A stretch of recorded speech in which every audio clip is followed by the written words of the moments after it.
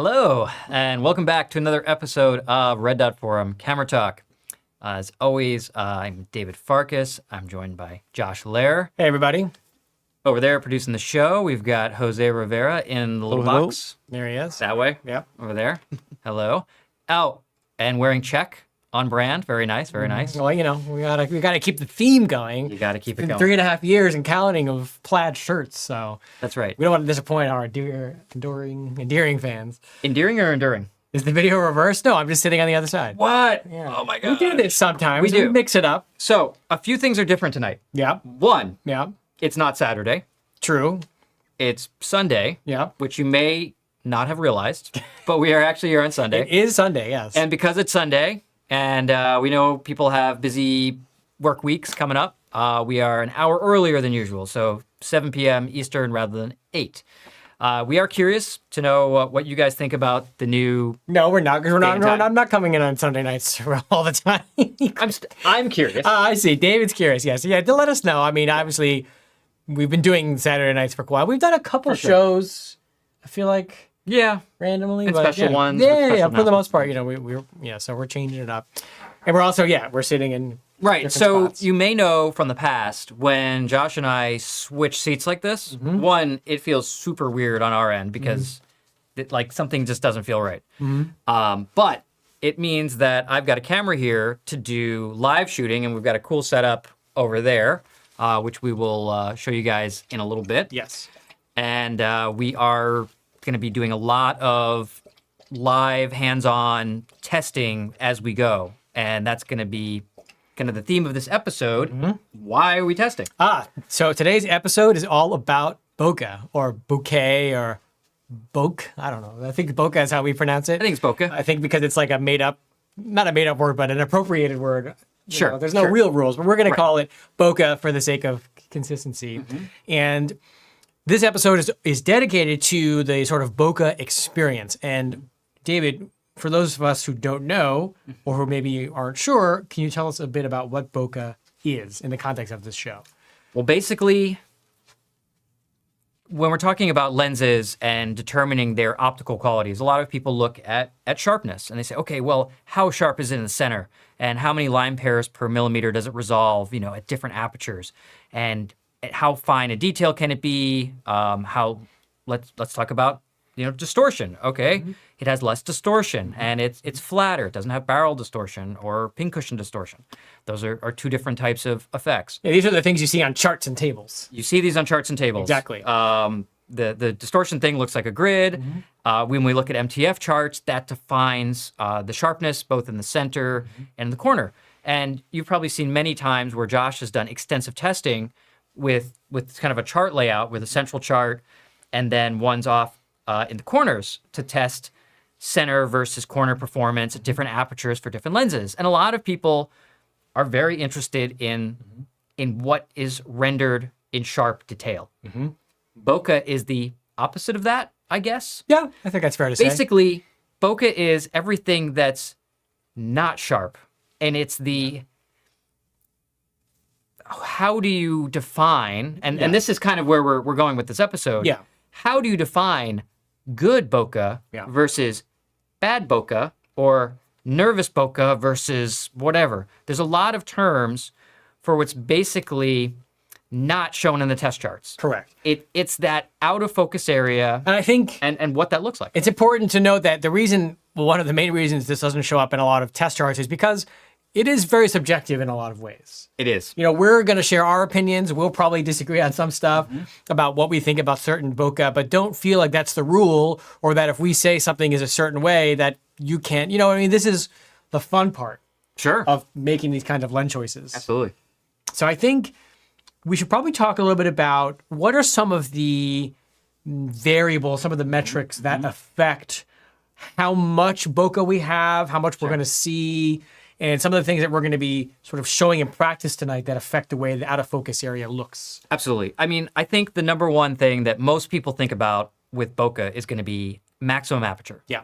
And maybe you just want to show over here, let's say maybe a Noctilux. Here we go. Yeah, a lens like this. Versus, do you have maybe same kind of lens? So yeah, here, this is a great example. Absolutely. we can get to the close-up here, overhead. So 2 lenses that are the same focal length. This is the 50 Summicron version 5, the current version, non-apo, and the 50 Noctilux 0.95. So these are 2 lenses that are going to have the same exact focal length, the same exact field of view, but because of the dramatic difference in maximum aperture, the bokeh and the out of focus performance is going to be dramatically different between these two. Right. So aperture is kind of the easy one, right? So the lower the number, the faster the aperture, the wider the aperture, lets more light in, but it also creates less depth of field at a given focal length and a given subject to background distance. And camera to subject to background distance. And all of those, let's talk about that next, because that's extremely important as well. You're going to see that because we saw that. I mean, it's one thing to talk about it. It's another thing to practice it. Right. Is how important the distance that you are from your subject and that your subject is from your background. And what that really means is where the lens is focused. Sure. The distance the lens is focused at. Yeah. So you have these 3 points, and those matter a lot. So let's say that you're in a really small studio, not unlike this one. The distance, let's say we have 3 variables. We have the camera there. Hello, camera. Okay. And beyond that, everyone out on the internet. We have us, we're the subject, and we're in the plane of focus. And then we have our background back here that I can't touch. And the reason I can't touch it is because it's a good, 6 feet away or 2 meters for those on the metric system. And our camera is, I don't know, what would you even say, like 12 feet away? Yeah, to 12 to... So like 4 meters away, right? And we're shooting at a 75 millimeter focal length. The idea is that you can't see our background because it's nowhere near in focus. Because we have a longer focal length lens, we are separated from our background, and any of those variables change is going to change the characteristic of out of focus elements. So let's say that you have a Noctilux on at 0.95, and you're standing, let's say, 2 meters from your subject, and they're standing 1 meter from the background. The bokeh is not going to be that great. Like, it's not going to be that great. Yeah. But if you can take your subject, pull them forward to where they're 1 meter from the camera, and now the background is 2 meters behind them, the whole game's going to change because they're going to be closer to you, and the background is going to be much further away relative to position. Those 2 distances, right? Camera to subject to background are huge variables that determine how the bokeh is going to look. And even again, as David's saying, with a super fast aperture lens like the Noctilux, you might think, oh, it doesn't matter if it's only a foot or 2 away between subject and background. I have 0.95, but you'll realize that even that is not going to be enough. No. Unless you're focused at even at minimum distance, it's probably not. Even at minimum distance. So those distances make a huge, huge difference. And you kind of just briefly touched on another important variable, which is minimum focus distance. That's and subject distance. Well, I was saying focal length. Oh. Yeah. Well, let's finish talking about distances, right? Okay. So the closer you can be to minimum focus on your lens, and the closer focus your lens has on it, you will get better bokeh than the same spec lens. Maybe not necessarily better bokeh, but you'll get more of it. More pronounced. Right. To use the term somewhat incorrect. Better is subjective, as Josh says. Yeah. But let's take a couple here. Let's stay on the 50 theme. Okay. This is a 50 Summicron SL. Okay. Now take a 50 Summicron M lens. Here we go. Okay. Now, what is the minimum focus distance of these 2 lenses? Sure. Well, this is the new 50 Summicron ASPH 9-apo, which I believe is 0.45 meters, my memory serves. And this is a 50 Summicron version 5, like I just mentioned earlier, which is 0.7. So this lens can focus basically almost twice as close as the 50 Summicron, and the difference in bokeh and out of focus performance at those 2 differences is huge, and we'll show that tonight, and you'll see what we're talking about.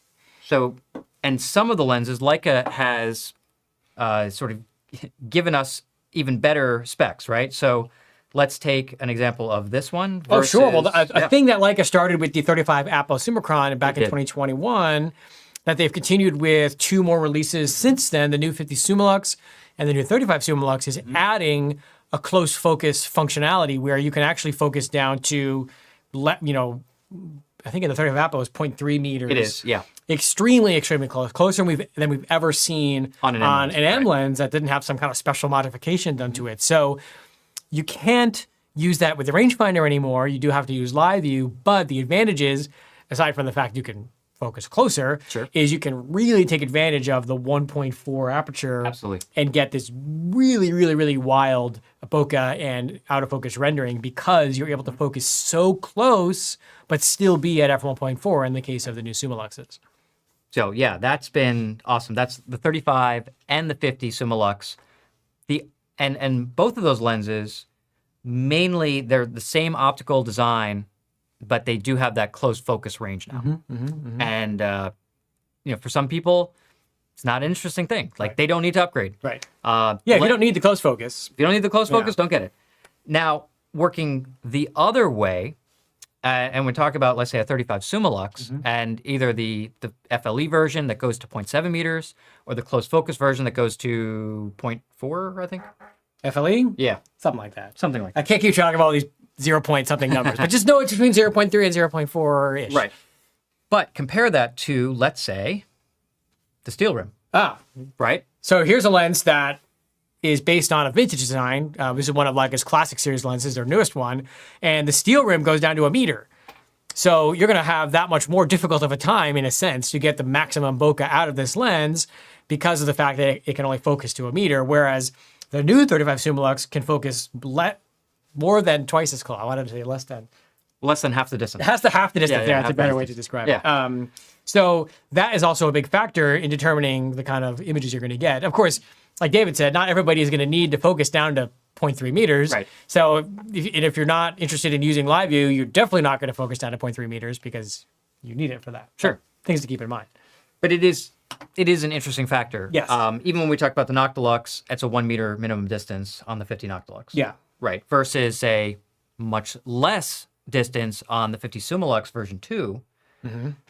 And maybe, and we're going to see, maybe, could you achieve the same or similar bokeh at closer distance at 1.4 than further away with 1? Don't tell them. Don't tell them. So you just wasted all that money on an Noctilux. I don't know. What have you done? And I think we still haven't talked about the last variable, which is focal length. Focal length, not the last variable. The last major variable, which is focal length. Yes. The longer the focal length, generally at an equivalent aperture, the more pleasing the bokeh will be. And certainly the less depth of field you have, and the faster bokeh will come into play in your images. Right. So when we start showing lenses like 75 and 90, you're going to see a significantly faster fall off from the sharpness of the subject to the background, and therefore you're going to have a much more dramatic bokeh in the background. And this is especially fun with vintage lenses because the vintage telephotos or some of the new super, super fast 75 and 90 two lenses that Leica has made recently really take advantage of this phenomenon. They do. And those are two of your favorites. So yeah, so that should be fun. Oh, I wish I could have had a 75 Summilux for this show, but I don't. I have enough Noctilux. I know, but the thing is, as many. Do you see how much stuff is on this table? They can't really tell, but there's like oh my God. 25 lenses on here, and there's so many that I wanted to get and didn't because I knew that we'd have a finite amount of time. Yes. And we can't cover everything everybody wants to know. So our goal is to sort of explain practically how bokeh is different in between different lenses and what you're looking at and how to identify the kind of bokeh that you like so that you can make better creative and technical choices for your photography. This isn't necessarily a review of every bokeh of every Leica lens ever made because we would have to be like 30 hours long and, apparently we have other stuff to do. So yeah, I think so. I think what we'll start with... Are there any burning questions first? Jose, anything we have to answer before we really dive into this? Yeah, we have a few questions. I don't know if we should cover them later. I know there were some questions about kind of the origin of the term or when people started using it. I mean, from everything that I've looked into, it's like 80s and 90s. I think a lot of it is also as photography became more democratized for amateurs using higher end fast lenses because most professional photographers probably are not as concerned about bokeh. At least not then as they are now. Like wedding photographers. What I mean is they appreciated it, but they didn't necessarily use it as... or they didn't think about it that much. It was just part of what they were doing. Sure. But I think we really needed to get into the era of digital to really appreciate bokeh because it's just so much easier to work with it when you can see it. Because when you shoot film, well, obviously you can't see what you're doing at the time. So you don't really appreciate the bokeh in the moment. It's more of an after thing, like, oh wow, look at that, how that worked, and you can't really use it in real time. But now with digital, you can. I think that makes a huge difference. Yeah, But I think that's a good point. it does come from a Japanese word that means blur or some variation of that. But I'm not necessarily going to dive into all the history today because it's kind of silly in the end. But ultimately, when we talk about bokeh, we're talking about the out of focus rendering of a lens. That's what we're talking about. Right. So why don't we talk a little bit about, why don't we demonstrate with this lens here? You want to talk about focal length first? Yeah. So on the SL2 that we're going to do live shooting with, we're going to start with a lens that I happen to like very much, which is the 24-70 f2.8 SL lens. So this is a lens that came out a couple years ago, and it's a really nice balance of performance, but also has a nice rendering. It's almost M lens-like. We have a whole episode on it if you really want to know more about it. But today you're going to sort of see how this lens works, even though it's only f2.8 versus some of these super fast lenses we have sitting on the table. What'd you break? I need a memory card. You don't have a memory card in there? I mean, I can give you one of these, right? Give me one of You just those, don't have to format it. There, we don't format it. We forget everything that's... Hey, There we go. look at that. Fine, right? Let's see. As long as there's space on it. Ooh, nice. Iceberg. Oh, they can't see that. They can't see that. This is a Q2 monochrome card, So that's fine. hopefully it's okay. I'm sure it's fine. Yeah, it's fine. Okay. So let's take a look at this first. Now, actually, I went all the way to 24. So we're 24 and f2.8. So let me just quantify for things. So if you watched the show before, you're familiar with Oscar the Bear. You can keep the live view up, Jose. I'm going to sort of break down. Just split screen us. Yeah, break down what they're seeing. There we go. We've added some additional elements. Now, we are limited by the small size of our studio. So there's only so much we can actually do. But David did a good job of setting up something where we can actually appreciate things at different distances, both matte surfaces and pinpoint light sources and larger light sources. So we're going to do our best, and I think it's going to be pretty good to show how the bokeh is going to be changing and talk about how fast the focus is falling off and everything like that. So we're doing our best, and I think, you'll be able to see, and we're going to be moving the camera around to bring elements in different parts of the image. Right. And let me qualify this. So right now we're at 0.78 meters. Okay. Okay. At 24 millimeters. That's our focus distance. At 24. Okay. Correct. At 24 millimeter. Okay. So we can see everything here, and hands off the table, Josh. Oh, yeah. There we go. It shakes the table, I know. So we're going to focus on the bear, on the eye at 2.8. Okay. Here we go. Oh, that's 24. Wow, that's bad. Oh, right, because we're not seeing the full... Oh, were we... Hold on a second. Were we... Are you at APS-C? Are we? Or because you're HDMI out? We didn't have a memory card in the camera this whole time. Oh, okay. But just show it live view then. Don't show the playback. Although we should probably figure out why. It is. It wouldn't be APS. fun. It is APS-C. It wouldn't be fun if it was- Oh, that explains a lot. That explains a lot. Yeah, so 28 is fine. Okay, we're gonna go for 28. We're doing great. There we go. 28. Yeah. There we go. Okay, so that's 28 millimeter. Because you don't want to see our ugly studio. Oh, well, actually, a lot of them. do want to see they that, do. but you're I not know, allowed. but you're No, not allowed, not to, allowed see to see it. Right. So let's go over here. We're gonna play back. Here we go. You can go to the full screen for that, I feel like, for this, Jose, right? Yeah. because it's There we go. Yeah. Okay, so obviously it's very sharp. We're at 28 millimeter, and we're wide open at 2.8, and the point of focus very, very sharp. But we're not really concerned with that. What we're concerned with is that fall off from the point of focus. And as you can see, going back to the ear, you see that the tag is already not super sharp. And we can see that items in the background, like our very tasteful palm tree. Yeah. And this is a little Bush. shrubbery. Little fake shrubbery. And you can see our little bokeh dots up here, right? So we've used some Christmas lights. These ones on the right corner that you're looking at are the furthest away, and we've actually angled these. So as we go this way, whoop, I just went past them. Into the darkness. As we go this way, they're actually much, much, much closer. Right, so you can see the effect of distance Yes. from subject to background in real time in one image. So what I like about the fact is, number one, the bokeh is very smooth. Traditionally with a 28 Almaret, which basically is what you're shooting, it would be a lot harsher, but I'm quite pleased with how smooth and circular these are. The fall off is not very interesting. The transition from in focus to out of focus. Right here. But that's what I'd expect for a 28. I mean, it's not Right. super mystical, magical, but the bokeh's clean. You know, it's not distracting to me. It's not harsh or nervous. Sure. It is pleasant, and it's modern. And you'll see when I say it's a modern bokeh, that will take context when you start to see not modern bokeh, which we're obviously going to talk about during the show. Exactly. Well, All right. Why don't we zoom in and see what happens when we get a little bit longer? For sure. So we're going to go now to make sure we're at 35 millimeter now, and we can reposition just a little bit. Okay, so let's go there. All right, so we're now at 35. And again, we're going to just do a quick focus check here. And we're still at 2.8. Let's take a shot. There we go. And Very similar. obviously still sharp. A little more fall off. Not much. But the tag is definitely A little softer. less in focus, right? And now let's take a look at our light sources. So it's very similar. Yeah, you can bounce between the two, right? I Just use the can. top right. You just turn it. Oh, there. Yeah, you can see we're starting to get a little bit smoother transitions from the edge of the light into the background, which is something that's going to happen as you start to... Let's look at this cluster here. There we go. Yeah, there you go. This is 24 versus 35, right? Or 28 versus 28 versus... So a nominal 35. change. I think we should keep going Sure. because I want them to see where it really starts to make a difference. Yeah, absolutely. Okay, so let's go now to 50. Mm-hmm. So we are now at 50 millimeter exactly. We're going to reposition again so we get our light. It's such a trippy thing. I love it. I think it's actually did a Don't worry you did a about really it. good job on that. Don't No, worry I think about it's it. awesome. Yeah. Well, and does anyone comment how Miami it is that we have like a flamingo and a no, palm tree? But that we commented, so it's okay.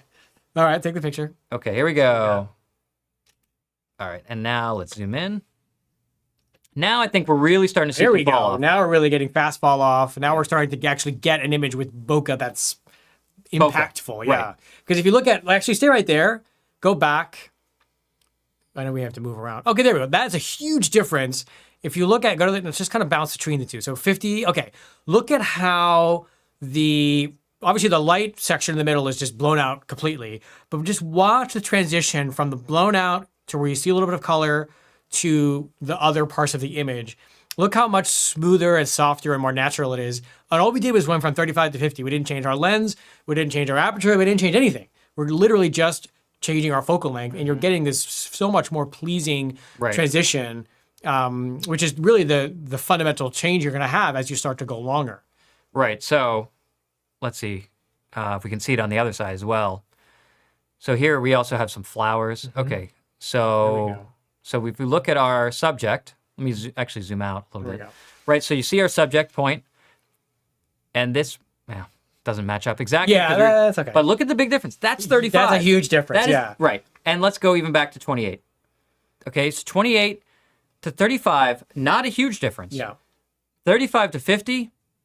The flowers start to massive. become unidentifiable. And that's kind of one of the interesting things you have to think about when you start to consider bokeh is, do you want it? What do you want your bokeh experience to be like? Because you may need something in the background to be identifiable. Maybe you're photographing somebody in front of an iconic landmark or a piece of art or something like that. And in that case, you don't want to have this magical bokeh. You actually want to have maybe not everything in focus, but you want to have more in focus. And so making focal length choices like this, especially if you're in low light and you can't stop down, are going to make a huge difference in what the background is going to look like. I mean, this demonstrates that beautifully. Absolutely, yeah. Okay, so now let's go back. Now let's go a little further to 70, because we don't have 75. Well, you could put it at 75 on the menu. Because we're going to use an M75, right? So, no, it's 24 to 70. So Yes, you can put it at the top. Let me give you the 1.1 teleconverter. And you can throw it on there. Yeah, exactly. Sorry. like, really? I'm thinking it's a 24 to 90. Really? That wouldn't work. That's pretty nice. Well, the reason we're not using the 24 to 90 is because that is not a constant aperture lens. Exactly. And so we would be involving another variable, which would be the aperture would be stopping itself down as we zoomed, which we don't want to do. We want to have a constant aperture, which is why we like the 24 to 70. Okay. So what we've got now is we've got 70 millimeter, f2.8. It's the same exposure, same everything. I just focused on Oscar's eye there. We're taking a shot. We're zooming in. Now, again, it's definitely sharp. I don't think anyone doubts that. Yeah, the performance of this lens has never been. But let's look at that transition again, right? So you can see that the tag in the ear is almost illegible now. it's definitely gone away. And we look at that transition that we have to the shrubbery and the neon, and it's much, much smoother, even than 50, right? Which is what you'd expect. And you can see the flowers on this side. Again, Zoom there's out a so lot you can see the whole shot at 70. There we go. I mean, you can see, if you go back to 50, full shot. You can see what a difference as well in terms of bringing that background to the subject. This is not bokeh, but this is another phenomenon of changing your focal length. It's just flattening out the field. And that combined with change in bokeh makes for a nice portrait of this little guy, honestly. Like, it's pretty cool. It's almost like, I don't know what I'm trying to think. It's very cinematic to me, like with the neon and This is nightlife in Miami right this here. is that. You just hang out with your bear friend and Oscar the bear is out on the town in South Beach. But something I want you guys to pay attention to as you're watching the show is how right now how spherical, smooth, and sort of geometric. We'll call them bokeh balls. If I say that, or if we say that, we're referring to the spots of light. I'll zoom in. The spots of light that are in the background. Those are what we call the bokeh balls. But if you look at them, look at how smooth the edges are, how circular they are. Keep that in mind, especially the ones that are towards the edge of the frame, as we change lenses and see how that changes. Right. This is all the way at the top. I can't zoom out anymore. Yeah, I can't scroll any further. That's the edge. Yeah, I mean, at the corner. Yeah, so look at that. corner. Just keep this in mind. Remember how circular and smooth these are, because as we change lenses, you're going to see what a difference this makes. Absolutely. But I'd like to really show. I want to stay in the SL family for now because I think the SL lenses are underappreciated for the bokeh that they can give off. Oh my that they gosh, can yes. Demonstrate. So what do you have in mind? My favorite SL lens for bokeh, and a lens that I genuinely enjoy using that does not get the love it deserves, I know what you mean. is the 50 Summilux SL ASPH. Not everybody. People get caught up in the fact that it's big and heavy. I mean, similar to the 24 to But 90. Josh, it's so big and heavy. Thank you. But the reality is it's big and heavy for a reason. It's big and heavy because it's a fast autofocus 1.4 lens that gives you an absolutely stunning bokeh with sharpness that is on par or better than the 50 Apo M. David has a review of the 51.4 SL on Red Dot Forum where he tested it against the 50 Apo M, and it's crazy sharp. It's crazy, and that lens is like a flagship landmark lens. I'm gonna get you got a spot for that? Grab that. There we go. Got Teamwork. a little lens change here. There we go. Piece of cake, no problem. And we're going to keep the same distance. Okay, I'm not going to move the camera position. That was another fundamental thing, right? So what we did is, during that demo, we went from 28 to 70. At 2.8, we didn't change our subject distance at all. Okay, everything was at 0.78 meters. So fair and square, right? Yeah. Okay. Now, this is going to look a little different. I'm very excited about this. You are? I know you are. I know you are. Okay. It's actually a little brighter. There we go. Or because we just put the 1.4. I know. Okay. All right, you want to show? We got manual exposure here. Let me tone it down. Look at that. What a dramatic difference. And this is, to me, the difference between bokeh that is smooth but not something you think about or talk about when you look at the photo, to a bokeh that has character that you actually say, wow, there's something about this. The difference between the subject, the bear, and the background is huge. Let's actually take a photo and show the folks at home what this looks like. Well, let me actually compose this properly. Here we go. Okay. Okay. Perfect. And take a shot. There we go. Zoom her in. First, let's look at the eye. I want to show them what they're missing. Look at how ridiculously sharp. Well, you can see the threads in the hat. This is bananas. Right. This is wide open at 1.4. I mean, this is... So I would actually argue that this 51.4 SL is sharper than the 24 to 70.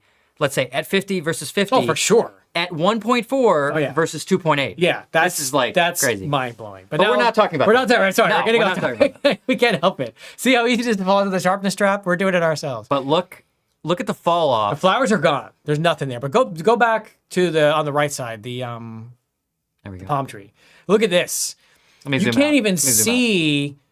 You can barely see that transition anymore. Like if you remember the last shot, and we could show it at 70 at 2.8. You had that's 70, right? Here, this is 50 at 2.8. Yeah. Okay, 50 at 2.8. And look at the edges of the neon. It's a palm tree. Look at the edges and how they transition, which is pretty nice. But then let's go to 70.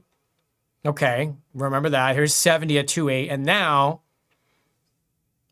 look at just how smooth that transition has become. Almost like, I don't know how to explain it. It's like just blending, it's melting away. It's blending. But it's still very controlled. It's not bleeding. It's not starting to get weird aberrations and strange phenomena, which is something you'll see on vintage lenses.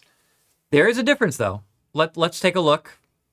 Now we're back in the corner. Remember, we said to remember what it looked like. So now, when you're looking in the corner, the interesting thing about this lens, even though it's a very modern lens design, you'll notice it actually has somewhat more classic bokeh rendering. That's right. With this more elongated football shape. Yeah, so this is really what bokeh is all about, which is the bokeh isn't depth of field, although we're going to lump those things together for the sake of this episode because we think they're both important and they're related. Bokeh is the quality of it, the quality of the depth of field or what's out of focus. And here we see a totally different type of bokeh ball where you're starting to get these elongated shapes and starting to curve around. I mean, look at the difference. Again, that's what I'm talking about, the difference between the bokeh you talk about and the bokeh you don't talk about, without getting out of control. Because as we start to go vintage, it's a totally different ballgame. And that doesn't mean that one is better than the other.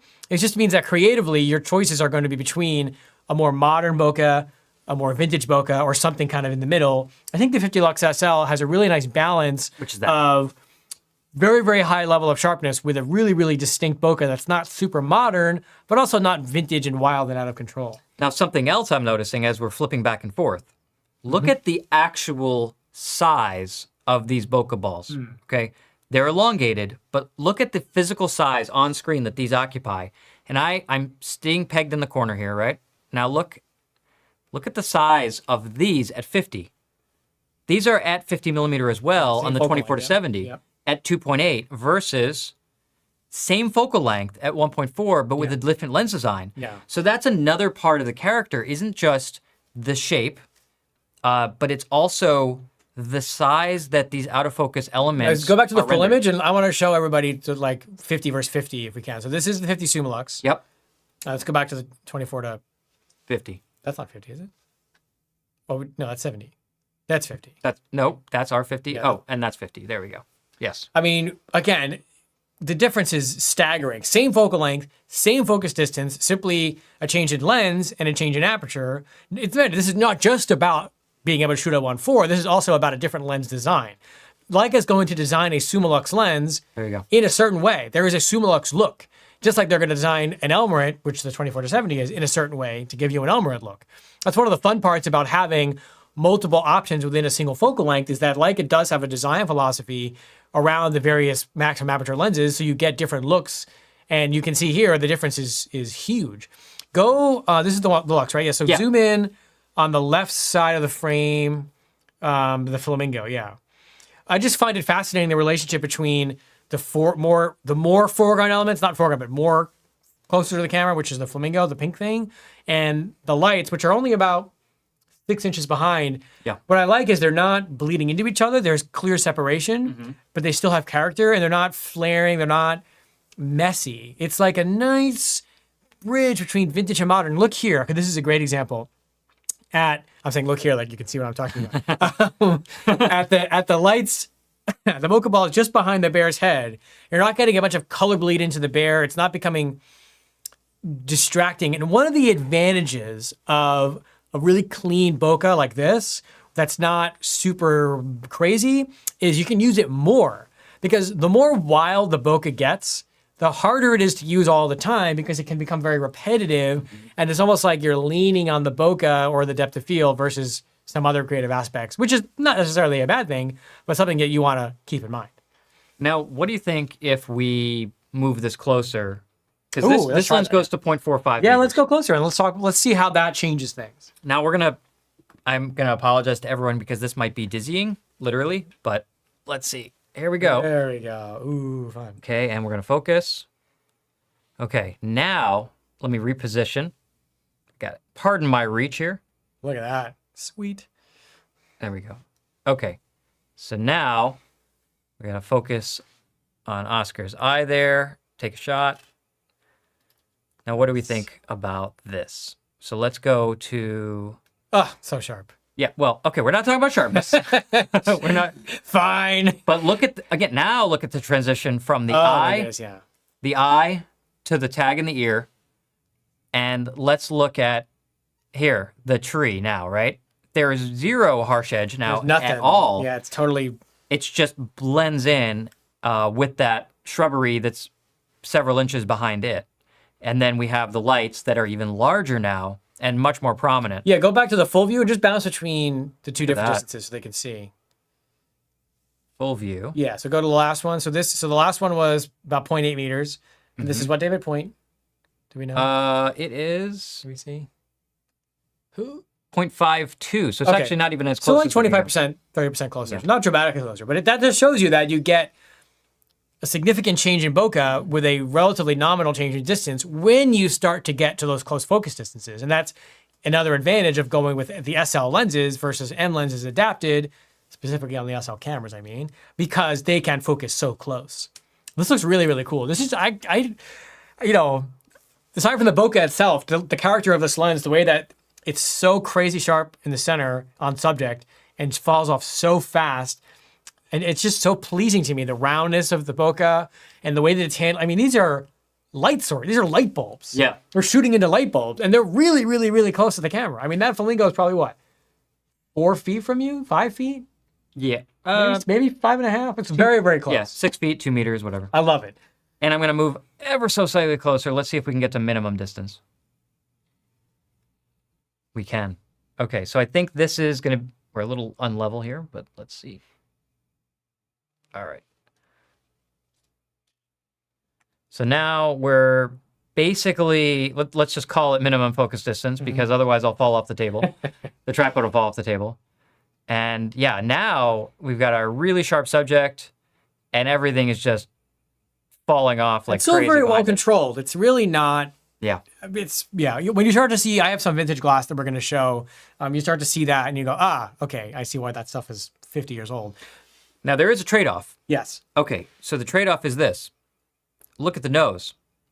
The nose is really blurry. This is not really a bokeh thing. This is more of a depth of field Right. thing. But fine, I don't mind talking about that. I Right, think but that's Josh, relevant. this is what you were talking about, right? Which is, you're talking about, this is part of the whole thing, which means maybe you don't want to exercise bokeh, try to get the best bokeh you can behind your subject if you're going to get an eye in focus and the nose is going to be horribly out or whatever, because this doesn't necessarily look natural or pleasing. And let's go back to the, you'll notice as we back off that distance, it's getting better, right? So now we have the whole subject and the background is falling off. And this might be an argument for a longer focal length, shooting further away, or shooting with a wider aperture lens, again, but slightly further away, rather than really getting on top of your subject. Yeah. Yeah, because in this case, if this is a portrait, it's probably not the most pleasing portrait of somebody if their nose is out of focus. Unless you have a big nose like I do, then yeah, that's totally fine. Otherwise, no, we don't want that. So that's just a great example of you can get caught up in bokeh, or you can get caught up in maximum aperture, which again is not the same thing as bokeh, but it falls under the same kind of umbrella. And then you actually start to hurt yourself a little bit creatively because you're forgetting that there's something that should be in focus or that shouldn't be affected by the bokeh that is. And if you don't notice it while you're shooting it, you may look at the images after and go like, oh, well, that's not going to work. Right. What I would love to show, since we're talking about 50, is, we have it here, a lens that is the newest SL lens, which is the 50 non-Apo SL, which I think has a really nice bokeh, especially for the size, weight, and price point. But we're gonna Whoa, my yeah, gosh. it's very light. It's going to float away. Yeah, it's float very, away. very, very light. All right. A good tip, by the way, if you notice, because we were actually talking about this before the show. Yeah. We noticed some of our bokeh balls were like smudgy. Yeah, we got an email about that, and I initially wasn't sure. To be totally honest with you, I didn't know what it was. We know what it is. A little bit now. of research. If you get those little dirt spots in your bokeh balls, that is on the, because you have spots on the rear element of the lens. See what I'm doing right here? I feel like everyone knew that but me, but now I know, and I'm glad I could educate myself. Everyone's always worried about cleaning the front of the lens. The back is more important for those bokeh balls. Exactly. Okay. All right, here we go. So now we are going to try out the 50 Summicron SL non-Apo, and then we're going to play around with some other, we're going to go into the past after this. Right now we're in the present. We're We're gonna go into the past. Let's see. How are we doing? Well, we got to go up a stop in exposure. Okay. Right? And we're wide open. Yeah, we're obviously wide open. Yep. Totally different character. I love it. I love that this is the same focal length Yes.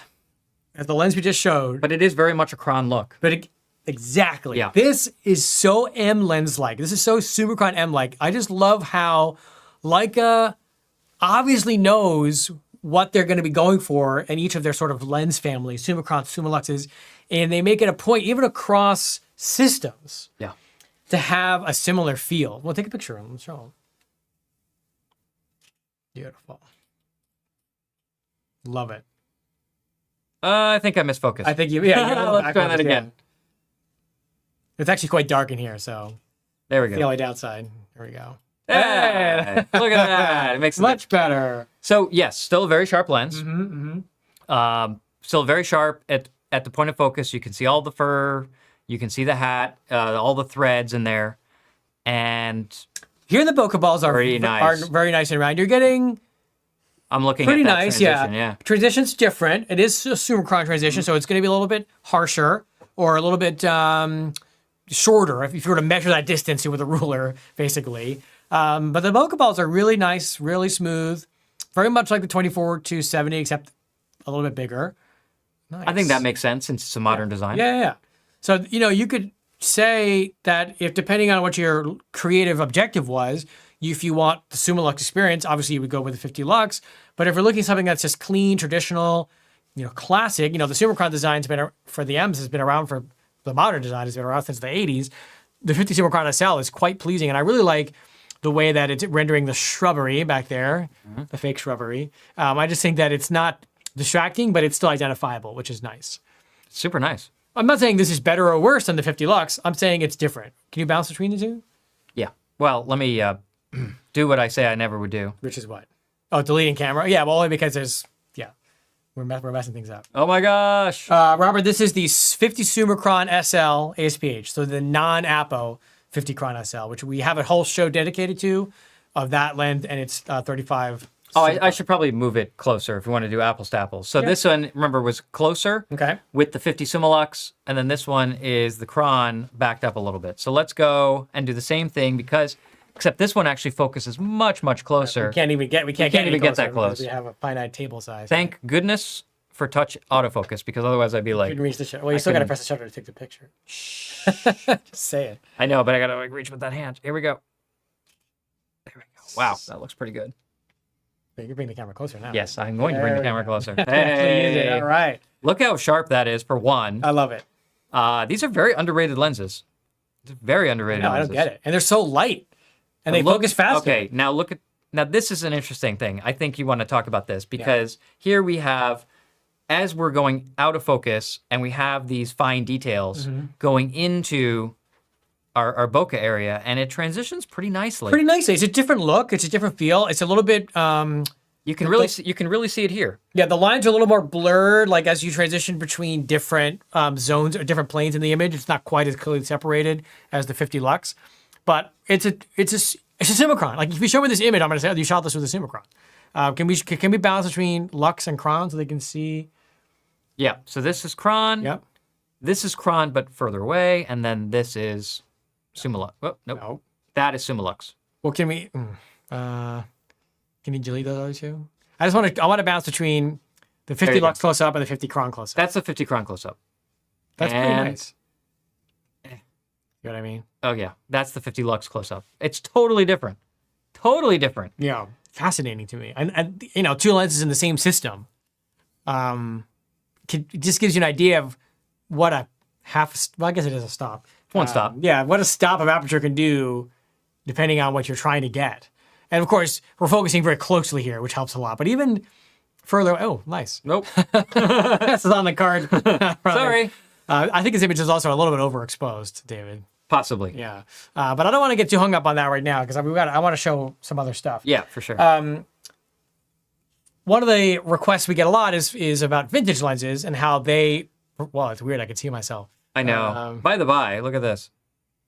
Just to show them what that actually is. Oh yeah. Okay. Yeah. Because some people are like, what is that? See our thing?" little monitor. Oh wait, Nope, they can't see that. that's the shrubbery. And That is the shrubbery. and a light and the light, Thingy. and you can see the flowers over there. So these things are not very far behind the bear because you can see the bear. But I did want to just show that. Okay. Oh, ooh, I see what you mean. Yeah. Oh, wait. See our Should we- monitor. should we show them? No, don't show them. Should we show them? No, Should we show it's them? a mess. No. They'll have to come Wait, in. is Jose back? Oh, wait, is Jose wait. waving? Oh. Jose, wave. Okay, there you go. Here, that's all you get. That's all you get. That's all you get. Blurry image of Jose. Okay. I want to bounce around a little bit because I want to. What time is it? Yeah, I was gonna say, at 9 o'clock we can talk about. Oh no, I thought we were gonna end. I want to, because we're not gonna end at 10 this time. We're gonna end at 9. That's right. That's right. I want to have a little bit of fun with 50. Fun with 50. We talked about all these super high performance lenses. Yes. I want to pop this bad boy on there. Okay. All right. This is really where things get bananas. Have I mentioned how light this lens is? Super light compared to the one I'm about to hand you. It's way heavier. Oh my gosh. Yeah, it's an animal. All right. Does everyone know what this is? This. You want to show them the close-up? Oh yeah, I'll show them on the close-up. Oh, make itself, yeah. This is a lens. This is an F1 Noctilux. This is a version 2. If you're not familiar with the 50 Noctilux, we do have an entire episode dedicated to the Noctilux lens line. This is one of the most legendary lenses for bokeh, look, magic, and we're about to find out why. I know we're skipping around, but I think sticking in the 50 focal length for now is going to be kind of fun. Okay. Here we go. Let's try it out. I'm very excited. I also happen to love this lens quite a bit. Okay. Make sure you're wide open, and It's an unknown lens. it's not fixed bit coded, so we got Let's code it as a 50. Blah, blah, blah, blah, blah, blah. Nope, there it Yes, is. Okay, bingo. perfect. Wow. Oh my God. No, they Wait. can't see I know that. that. Don't look at it yet. Don't look at it yet. Don't look at it yet. You're gonna have to just rack it all the way to the end, and then you're overexposed. Oh, and I gotta go here. There we go. And There we go. let me magnify and Yeah, enhance. we're just trying to get the focus. It's obviously a little tricky. It's a little tricky with this lens. with an f1 and extremely low contrast lighting. And it's slightly. You got to move it almost all the way back to where you are. Yeah. There we kind of go. Okay. Well, this is actually great because this is going to show the difference. Okay. Let's make the magic happen. Maybe a little darker. Uh, A little bit. I think it looks okay. Okay. There you go. There it goes. Ooh. Okay. Nice. Ooh, sparkly. And now we get a little flickering. There we go. Sorry about the flickering, guys. So this is the F1 Noctilux. And I don't even know how to describe what we're looking at right now. It's like... Let me take a picture because yeah, the flickering the flickering is a obnoxious. little annoying. There we go. Okay. Let's take a look at the playback here. Nice. Now, the most important thing to understand about this lens is it is nowhere near as sharp in the center as any of the SL lenses that we've shown you. Here we go. It's not horrible, but it's not very good. There's really nothing that's that sharp. Again, this is not a sharpness episode, but Well, look at the Leica. It just kind it of just glows. falls off into Yeah. into mush. Let's go to the left. The left. The other left. Yeah. The other left. Okay.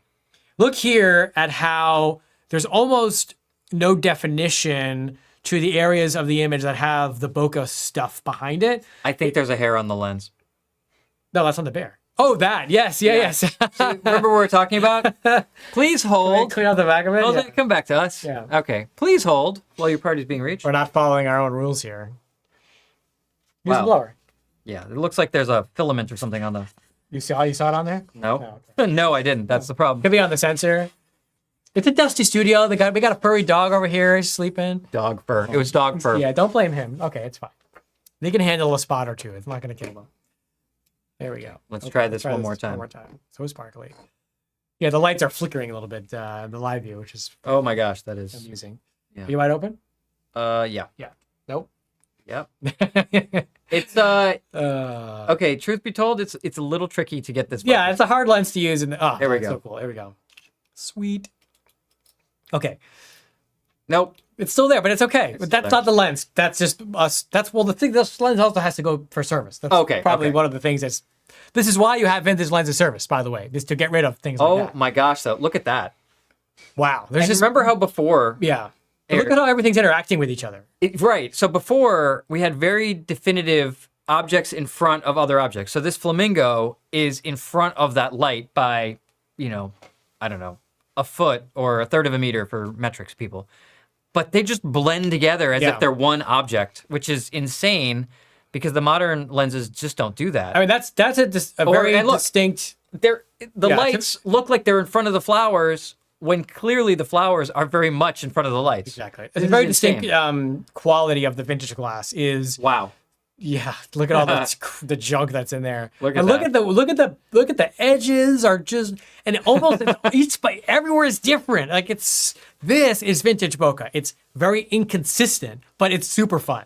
I mean, Wow. the shapes that we're seeing and the overlapping that we're seeing it's not going to get crazier than this. But again, all those little squiggly spots and all the bokeh balls are because this lens is in dire need of a service. I purposely didn't send it in yet because I wanted it for the show. Wow. But yeah, I mean, look at everything is just like I'm gonna zoom out a little bit. falling into itself. But it's really wild. And the thing is, though, this is not going to be as dramatic of a transition from front to back because the lens is so low performance in terms of center sharpness. So in some ways, it does have a more distinct bokeh, but the actual sort of pop of the subject does rely heavily on that because the modern Noctilux lenses have a much different type of experience because the subject is so sharp and the background falls off so quickly. So this Let me go back to that actually. Okay. Here we go. Show the right? dog. The dog is just sleeping under the table. So Now, again, the dog. take a look at modern. Yeah. This is a modern iteration. And what I was talking about, the stuff bleeding into the other things, here, the shrubbery is in front of the other lights. Yeah. We go to the other side. Okay. Here, there's a little bit of bleed over. Not bad. Not bad, but you can see that the flamingo and that light are clearly, one is in front of the other. When on the Noctilux shot, here we go. Nope. It was that one. Yeah, on the Noctilux shot. Oh, there. We're looking at that. Yeah, that way down there. Yeah. Let me go back a couple. Okay. So you'll notice that, see, the flamingo is on top of that other light. So again, this is really It's insane. what vintage bokeh is all about. This is an extreme example, so I don't want to get too hung up on the F1. I know we've had a couple of requests for the next lens that I want to show. Oh, what do we got? Another lens that also needs to be serviced, so just accept the fact that it's not going to be perfect, which is, we can get to the close-up here. Here we go. A 50 Summicron rigid. This is a meters-only example. You can see it just has the meter scale. A lens that has had a cult following for years, that it sells now fully CLA'd for the same price as a modern 50 Summicron, which I find amusing. This one is in need of a CLA, but it's good enough for this show, I think. So let's pop it on there. Thank you. Trusty adapter, and this is also minimum distance of a meter, right? Yes, yeah, we're gonna struggle. So I'm going to leave it where it is. Yeah, exactly. That is the downside of vintage glass is the minimum focus distance. But we work around it. We do our best. Josh, do you know the first lens that had 0.7 instead of 1 meter? I mean, the early lenses that were designed for the M3 with goggles, like the 35 Summilux, could go down to 0.65. I think the first lens that was 0.7, it would have been, I don't know. That's a good question. Okay, ready to go? Maybe, I don't know. I should know that. But I don't. We're ready. I'm going to Here we find go. out. Right. Okay, Jose. So now we've got our 50 Cron Classic here, wide open, focus to just about a meter. And yeah, it's looking good. So here's a great example of vintage bokeh, but not a lot of bokeh. Like not a lot of strong bokeh because it is an F2. So we're talking about a significant difference in maximum aperture from the let's lens take we a just shot. showed, which was F1. So now let's Look at the center first. Might as well, we should start there, just so you can see it's significantly sharper. And what's Much really sharper. interesting is this lens is definitely punching above its weight class for a lens from the 60s that is in desperate need of a full service. Like this is very well loved. this rigid. Yeah, but look at the detail here. Like, look at the thread count. It's really quite good, and we're wide open here. And Yes. people will say, "Oh, but you can't use a vintage lens on an SL2 because it's 47 megapixels." Well, that I Okay. would say I disagree. And here's where things get a little funky. Look at that green ball between the purple and the blue. It's sort of like it doesn't behave the same as the green that's adjacent to it, right? So the green adjacent to it's solid green. There's so many things happening. It's right like, now. what? Wait, what? But it's not super magical in a sense, Right. like we saw with the F1, where A, there was not a million different shapes, and B, it's because there's more depth of field. It's just everything is a little bit more clearly defined. Which Well, that certainly one's helps. interesting. Some of these are getting a little creative. A little bit, really nothing like the F1 that Right. we showed, which is, good or bad. It just depends on your perspective. But this is definitely a vintage bokeh, just a vintage bokeh of a Summicron, not of a Noctilux. Let's look over here. Let's see what we can find. So this is very nice. Pretty nice. I mean, you're not really getting a lot of like super smooth transitions on the flamingo or the palm Right. tree. It's a little bit harsher, but yeah, I think that's a combination of the fact that it's a Summicron and the fact that it's older. But it's really, performance-wise, it's very nice. I think this would be a really fun lens to use on a modern digital camera because it's splitting nicely of good sharpness performance, which I'm not saying we always need, but it's nice to have, with a distinct bokeh that's not a distracting bokeh. So it's vintage, it's special. You can see things start to kind of curl around. You can see the shape start to change, but it's not wildly out of control. Like, go back to the last one, the F1. Like, this is like wildly crazy. And for better or for worse, all you're going to be talking about when you look at this photo is the bokeh and the shallow depth of field and all that stuff. Whereas, go to the next one, here you're less likely to talk about bokeh and more likely to just talk about the image as a whole, at least in my opinion. Yeah, it's almost it's not quite modern, but it's bordering on. I think that's the reason the Rigid has such a cult following, because Yeah, it really it's does a nice job of making a nice image that's very usable, that's not terribly distracting, but still has a cool, distinct, out of focus character. And I want to talk about one more vintage 50 before we kind of change focal lengths here. All right, what do you got? This, if I may, get to the close-up here. Okay, thank you. Oh, this is a 50 Summilux Preaspheric version 2. We're not going to spend too much time getting into the nature of these lenses because our next show is going to be all about 50 Summilux lenses. But that aside, a lens from a similar era as the Rigid we just showed, but now we're talking about a 1.4, not an f2. So, David, please do the honors of throwing this on that one. Thank you. Here we go. This time I just left the M adapter and let's hope for the best. All right, here we go. And lens profile, M lens. Yeah, these lenses are not 6-bit coded, obviously, so No. David has to manually select his profile. 11868. No, that's the version 3. Hmm. This is the, oh no, the Oh, 1.4, yeah, triple okay. 1.4. Yeah, Perfect, quadruple okay. 1.4, okay. The focus experience isn't quite as nice. Well, yet another lens in dire need of a CLA that I've had to hold the stuff back, sending it to Germany because I wanted to show it on the show. So I would actually like to show Jose. Go to the live view. So we're going to share in this experience together. So what's really interesting is, okay, that is sort of when we're in the out of focus areas. The lens has a very interesting transition from in focus to out of focus, just in terms of the focusing experience. But yeah, once we nail it, it's about right there, right? not bad, not Not great. Oh, overexposed. It is overexposed. Yeah, because we're in manual mode, so. We're manual and we just shot an f2, so we got to go 3 clicks down. Okay, so here we are. And I frequently call the 50 Lux Preaspheric the baby F1, and now you're going to see why. Now the difference here, of course, is the 50 Lux is way sharper in the center than the baby, or than the F1 Noctilux, but it does have a decently that. nice bokeh. Look at that. You're getting a much smoother transition in the illuminated palm tree here than you were on the Rigid. Let's look at the flamingo. Yeah. I mean, it's much You're not where the Noctilux was, but you're certainly not where the Cron was either. Like, Right. I think a lens like this, and I've been saying this for years, is a really nice way to get a feel of a Noctilux without all the wildness or the price. No, let's take a look in the corner here at the Bokeh. Yeah, ball. not as wild as the Noctilux in terms of the bokeh balls. You're still getting relatively consistent shapes. And that's really one of the defining characteristics of the F1 is that the shapes change and just go wild. Zoom back out. Like, I think we get too hot up in the zoom. The again. details, Yeah, okay. exactly. But no, balance between this and the Cron. Cron. So 50 Summicron Rigid from the same vintage as the 50 Summilux that we're about to show. So go there. So here you're getting an image that has more bokeh, that has less depth of field, that has more something to it, more to talk about. But we're not talking about F1 Noctilux territory where that's all you're going to talk about. So I'd like these lenses, if I may finish. No, and I have an idea about this. These lenses have been grossly underrated for years. Leica made them for a long time, from 61, give or take, of this design to the early 90s, about 30 years.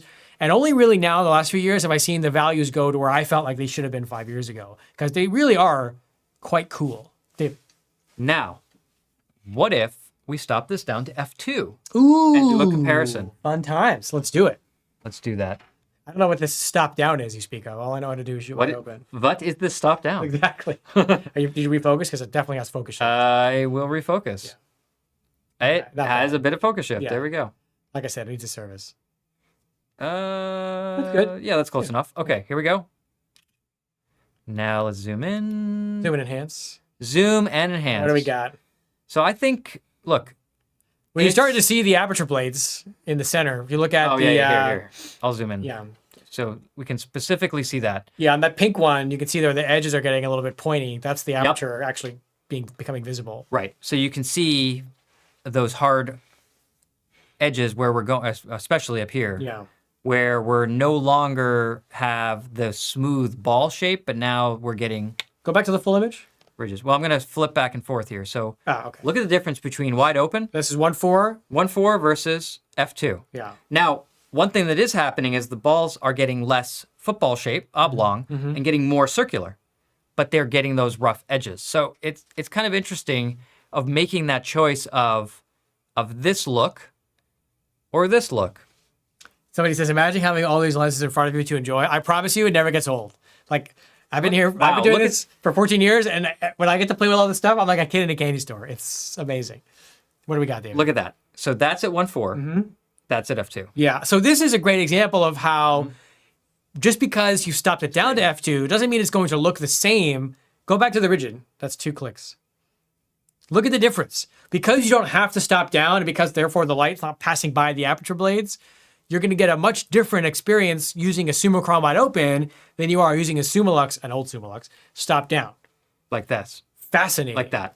Fascinating to me. It is, right? I love it. This is the definition of why we did this show because Yes. it's so difficult to articulate this to somebody when you can see it in real time and you can see what's happening.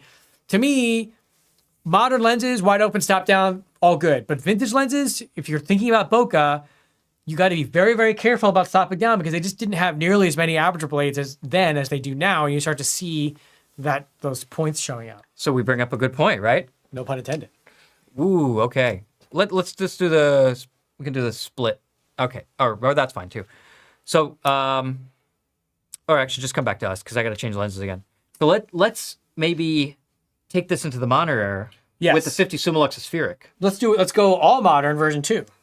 version 2. So in May of this year, Leica introduced new versions of the 50 Summilux spheric, a lens that has been around for about 16, 17 years that David and I both adore. And one of the new features, well, two of the new features, the two new features that matter are closer focusing Yes. and extra aperture blades. So Oh, actually, show them the close focusing because that's not everyone has seen that. sure, right? sure. I'll give the people what they want. First, Give let the me, people what they want. put this vintage lens back together here. Okay, so we've got ourselves the 50 Summilux version 2, in this case in silver. And if I go to 0.7, this is where the last one went, but I can keep going all the way to 0.4-ish. So that's one of the sort of defining features of these new lenses is the close focus functionality. There is a detent right about here, not a very strong detent, it's not supposed to be in your way, but so you know you're going from rangefinder couple to no longer rangefinder couple. All right. Now we're throwing it on here. Right. Hi, Jim. Every day you just send that. Hey, Jim. We got to want it. Okay. And I'll shoot it at the same distance as we did the other one. Cool. With 1 meter. Cool. But obviously, the superpower of this lens That's right. is It can we go don't- closer than you can physically get. Almost. Right. So we'll go back to our normal distance here. I'm having too much fun right now. This is Lens profile. look at the white balance. New lens detected. what did you do? Auto's fine. What? I didn't do that. That is interesting, isn't it? That's because when we had lens profiles on the other one, some of the other ones. Uh-huh. No. It's okay. We have to change our white balance, that's all. Give me 1 second. Such an ugly barrel. How dare you say that to this lens's face? It's gonna be okay. There we go. I like it. Okay, so it picked up our lens. Are we in focus? The autofocus still isn't working. Yeah, that would make sense. Okay. Let me zoom in. And this is kind of interesting. We can show this. This you want to see. So let's just split it for us. Okay. Now, Okay. Yeah, like that. yeah. So okay. Versus the vintage lens. If anybody tunes in right now, They're like, what are we looking at right now? confused. But when we compare it to the vintage lens, it was like really squirrely and stuff. Look how smooth, Yeah. like really just buttery smooth the out of focus is image, right? And as I go to focus and pull focus, it's gradually coming into focus rather than just sort of like meh, getting like less weird. It is so much easier to you see focus that? a modern lens than it is a vintage lens. Look at, Ugh. but this experience, Especially a non-service lens. how it's just Magic. it's just smooth, and you're gonna see this translate in the bokeh. I got to take my arms off the table. There you go. Yeah. Sorry. I'm Okay. shaking everything. And as we go back, again, it's smooth. So let's just. It's very easy to nail focus. There we go. And I'm doing this on a monitor that's across the room. Yeah, even though the screen's right there. Okay, let's get our exposure fixed. Here All we right. go. Go back to the full thing, Jose. Beautiful. Wow. Look at that. Now, already you can see how much more contrast there is right now Yeah. and how much sharper everything is. I mean, that makes sense, right? This is a Modern lens. literally as modern as you can get. Let's Okay. take a look at... Let's take a shot. Oh, we're going to take a picture first. Okay. Wow, it's so crispy. Okay. Wow, look at that. So but now we're looking at kind of almost SL level Yeah. in terms of performance. Yeah. Right? Which is what you'd expect on a cutting edge modern lens that was just released or just Funny, revised. he says Dad can CLA the rigid, but these days, lenses like that, I sent actually to the factory in Wetzlar. It takes a year and costs a lot, but I like the idea that these lenses have become so special that they get to back to the homeland This is for a interesting. full service. Yeah. This is interesting. Look, This is working pretty well. You're getting a little bit of that interaction there, yeah. but you know why that is, right? Because this is a design that's 20 years old, Sure. right? The 50 Lux Spheric version 1 and the 50 Lux Spheric version 2 share the same optical design. Right. So we're not going to see a difference, and that's why we're getting more towards the vintagey look. You can see there's smears all over the back of our lens. Whoopsie. That's what you're seeing there. But very smooth. Go back to the top right. You're not getting those like weird, crazy edges to the bokeh balls like you were on the vintage Summilux. It's There's very, no bright edges. very defined, very crisp, very smooth, but still fun, still Summilux bokeh. That's what that is. You're looking at Summilux bokeh right now, which is the same thing we saw on the 50 Lux SL. Yeah. What I'd like to do actually is stop down to f2 on this lens and let's see how that works. All right. This one shouldn't have any focus shift, so it shouldn't have And any then focus. 1, 2, 3. Whoop. Beautiful. Okay, here we go. So we'll take the same shot, Boom. Sweet. zoom in. Go to the top right. Little Well, of course, crisper. super sharp. Yeah, that's what one would expect. There we go.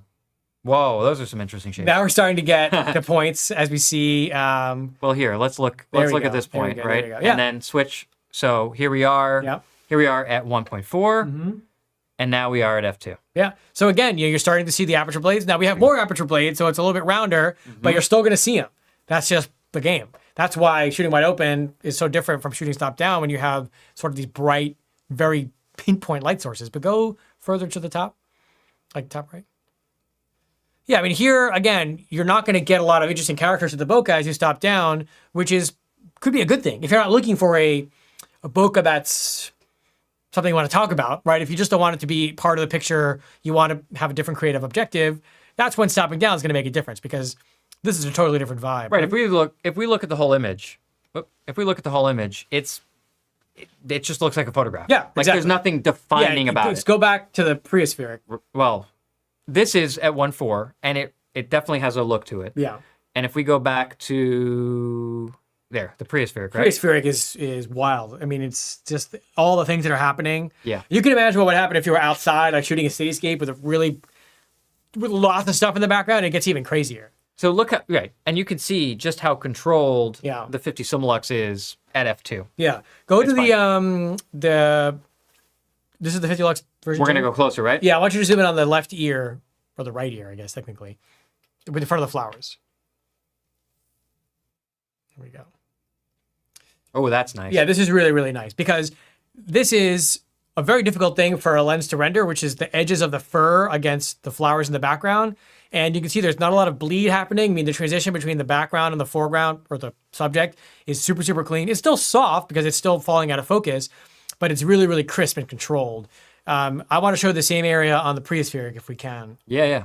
I can definitely see from the point of focus as it falls off. It's really nice and smooth. Yeah. So Then let's we can go just back Change.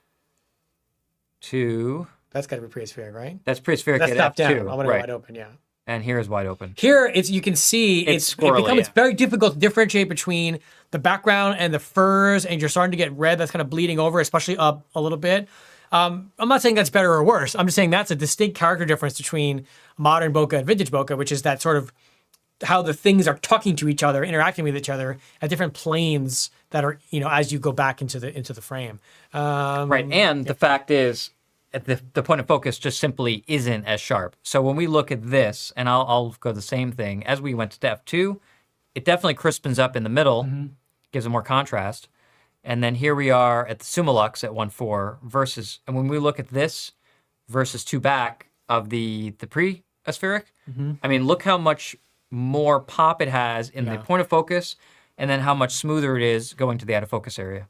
So it's very nice. Yeah, and this is why it's hard to use a vintage lens all the time on a modern digital camera, because that can get old if every one of your images looks like that, especially if you want super fine detail. That's what you're paying for when you buy these 60 megapixel cameras.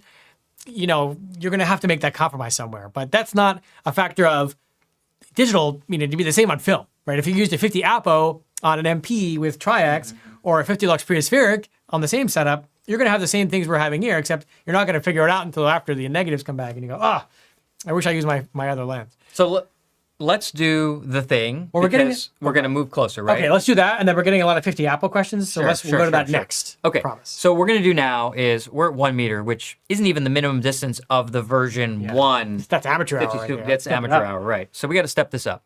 So I'm going to... Oh, look at that, outdoor light. Oh. Don't do that. I'm going to go to 0.7 meters. Okay. And then from here, and some people wonder, this is actually a technique I've used quite a bit. If you want to use minimum focus on an M lens, you preset your lens and then you move to your subject. Right. But that's a whole nother episode. That's right. So actually it would be interesting to see. Let's go to the live view and I'm going to take you through this. Okay. It's all bokeh now. Okay, so we're going to move in until our bear is sharp, which is right about there. Let's see. We're going to magnify. And let's see how close we... Nope. This is why magnification is important. A little bit closer, right? There we go. That's Right pretty good. about- Oh, right about- nice. There we go. That's good. There. Okay. So now we've got 0.7 meters, and what a difference. This is 0.7? Yeah. Yeah, okay. And let me go... And that's at well, that was at f2. Oh, no. We got to refocus now because you probably didn't get it perfectly right. Let's see. Pretty good, actually. It's out a little bit. Yeah. Okay. Well, you can turn the focus ring, too, because you're not at minimum. But I want to stay at 0.7. I see. So here we are at 0.7 meters with... You're wide open, right? Yeah. Yeah. 0.7 meters with the 50 Summilux version 2, the aspheric version 2, and, at our point of focus... It's very difficult Nice to and have a sharp. lens perform highly at minimum focus distance or near it, so I'm very pleased with how this lens is doing. So, but you can see the size. Well, here's the thing, right? Look at those. Go back up. Look at the tree. You can't The even see the bokeh edge. balls, the football shapes, the lemon shapes, whatever you want to call them, yeah, they have a really nice shape. But compared to the vintage lens where that shape was broken up and squiggly and had all kinds of weird highlighted edges, these are very, very controlled. And that's really the difference between vintage bokeh and modern bokeh. And they're all the same shape. I mean, they're not exactly the same. They're all the same sort of form factor is what I'm trying to say. And you can see the transition from the perfectly round, they're nearly perfectly round, to the sort of football shapes as it goes out. Yeah. And let's see the... Sorry I'm late. Apology accepted. Somebody in the chat. You can always watch the rest of this, the first half later when it's posted on the channel. Look at that. Very nice, very controlled, modern Summilux bokeh. I mean, it's as simple as that. Look at that. Yeah. So you can't even tell that that's shrubbery. Yeah, it just looks green. It's just green. Right. So that's interesting. Now I love that's... I love that phrase. You can't even tell that that's shrubbery. It's like out of context. I mean, it has no meaning whatsoever. Like, wouldn't you want to know that it was shrubbery? Go to the right ear again. That's that spot. Yeah. I mean, here we're starting to get so little depth of field that it's not even... Look at the fur. But look at that. Yeah. That is so cool to see that you can still get the definition of that fur, even though there's a bokeh ball right behind it. I mean, that's awesome. Pretty cool, yeah. And of course, we can't show you that on the pre-aspheric because it doesn't focus that close. So, Right. Now, too bad, so sad. let's move in closer, right? So we can get even closer than that. I can't tell you the distance because I'm not going to be able to see the lens. So we're going to move the camera first. And in fact, we're going to do... Close to the edge there, bro. I know. Playing with fire. I'm right on the edge. Here we go. Okay. Right on the edge. All right, so that is our bear. I'm gonna lock that in. Pardon my reach. Here we go. And so now I felt the decouple. I'm gonna zoom in, move my focus. That's pretty close, actually. There we go. Oh, that's good. Yeah. Question is, do we want to get the eye sharp or the fur? in front There of we it. go. Yeah, there you go. That's what we've been doing. Wow.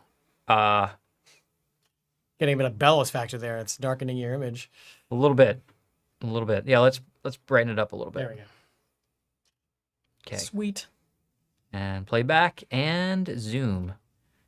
But now let's look at that. First of all, it's still really, really sharp. Look how little depth of field you have. From there. These are millimeters. Right. From the front of the eye of the Yeah. fur, and then to the back of the eye is just blown out. Yeah. And then, wow, it just fades off into nothingness. Let me zoom out for some But context very here. clean, very controlled, and still really good separation between the various planes of the image, which again is a hallmark of these modern lenses, that the bokeh is very controlled. It's not a distraction. It's just integrated naturally into the photo, in my opinion anyway. 50 lux is the real king of bokeh. Okay. It's pretty good. It's pretty good. I want to show the 50 Apo, and then I Sure. want to get to some 35s. Absolutely. Let's do it. We've been giving 50 a little bit too much love today. Let's do it. But we have a lot of questions about the 50 Apo. We did. So we're going to show it. So the next lens we're going to show, and then we're going to end the segment of the show with about 50s, is a mainstay of both of our kits, which is the 50 Apo Summicron M. There it is. A lens that needs no introduction. It's been around for over 10 years. This one is quite well loved. Some would say 11 years and like 4 months. Yeah, something like that. Yeah. Yeah. Was it May 10th, 2012? It was. Yeah. Yeah. I knew the date. Because math. Anyway, now we're going to pop this on the SL2, and we're going to Go. see how the legendary 50 Apo does. What is that? What is what? There's something. Oh, it's crayons. I'm like, what is that? It's crayons. Crayons blocking our view. But you moved them. I know. That's okay. Oh, well. Not hurting anyone. Okay, so let's do a quick little live view session here. Here we go.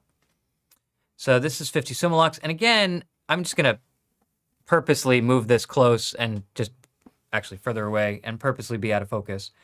You know, it just has that smoothness when it's not actually. This is a Summicron, remember. So it's going to look like a Summicron, but a very sharp Summicron. Right. So let's focus. There we go. Finally, M lens. Robert, the last like 4 lenses have been M lenses. They've all been M We did a lenses. rigid, 50 Summilux Periospheric, 50 Summilux Spheric.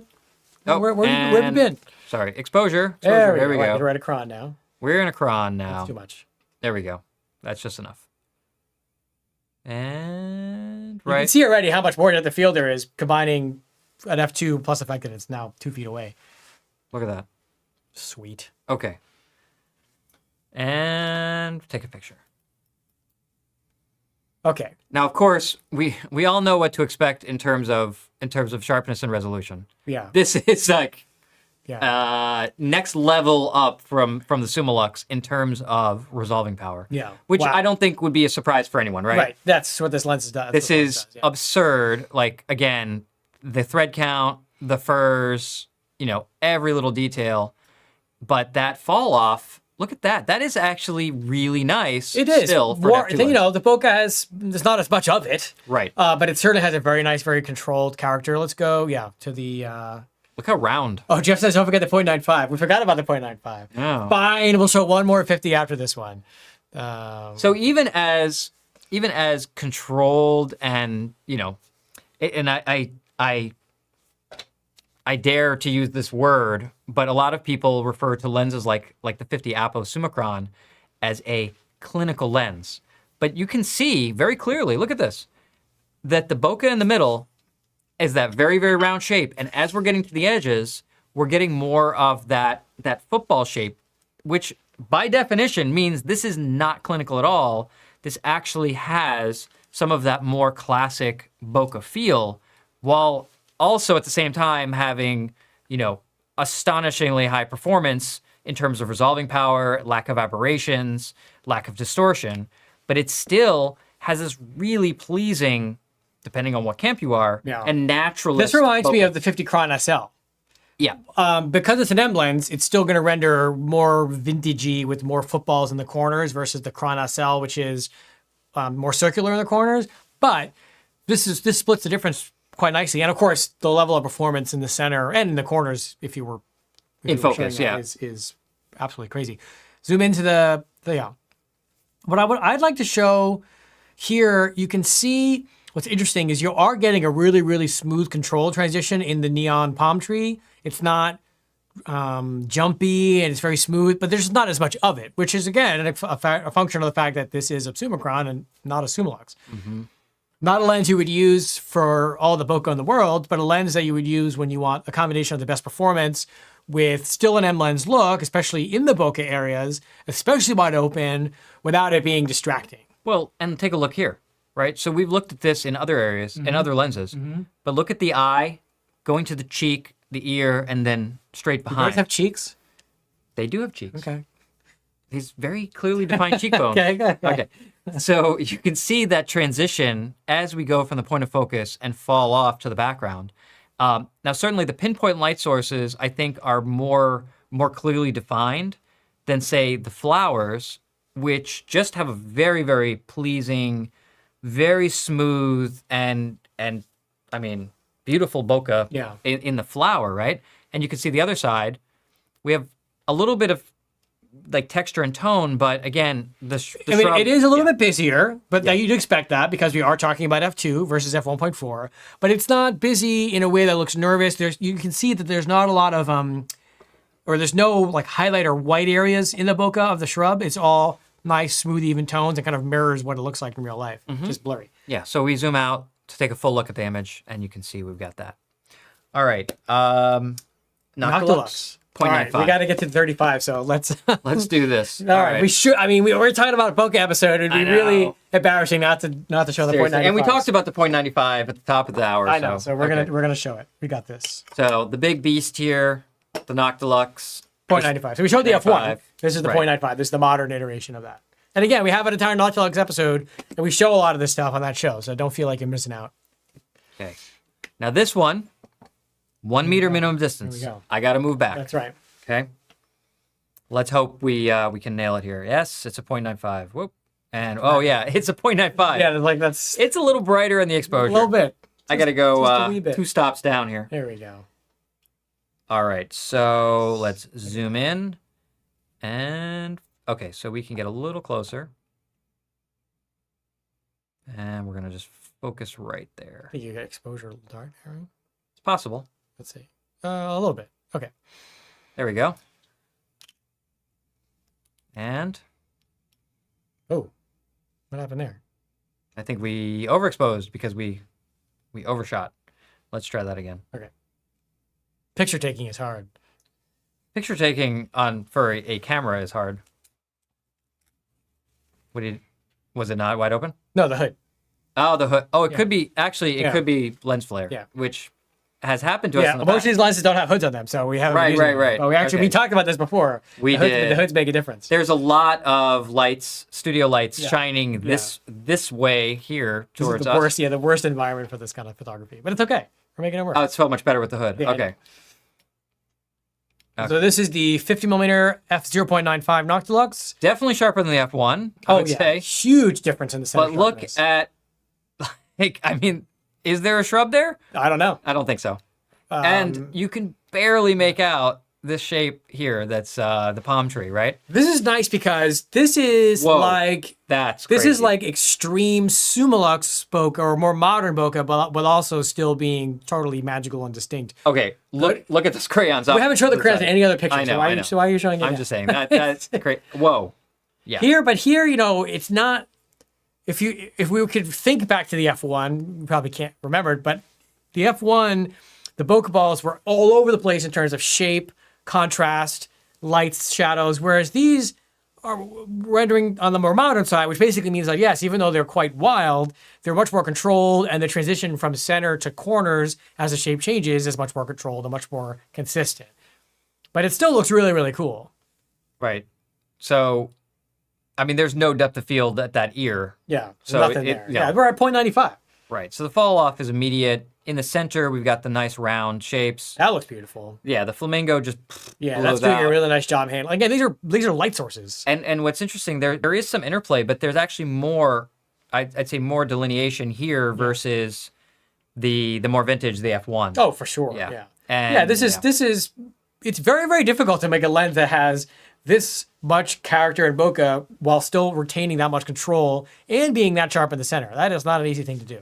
I mean, I would assume so, since I'm not And actually there is lens some designer. highlights here that we can see. Yeah, a little bit, but on nowhere those- near the wild, out of control character that. For sure. But that is really, really, really nice. There we go. Gorgeous. I I love it. need a battery change, so Do we have a battery? we add a couple batteries. Okay. All right, It's like come I back got to them us. Come back to somewhere. us. Change the battery there. So let's talk a little bit about 35. Now we've had a lot of things to look at. We couldn't do a bokeh episode without showing the lens, the only lens that has bokeh in its nickname.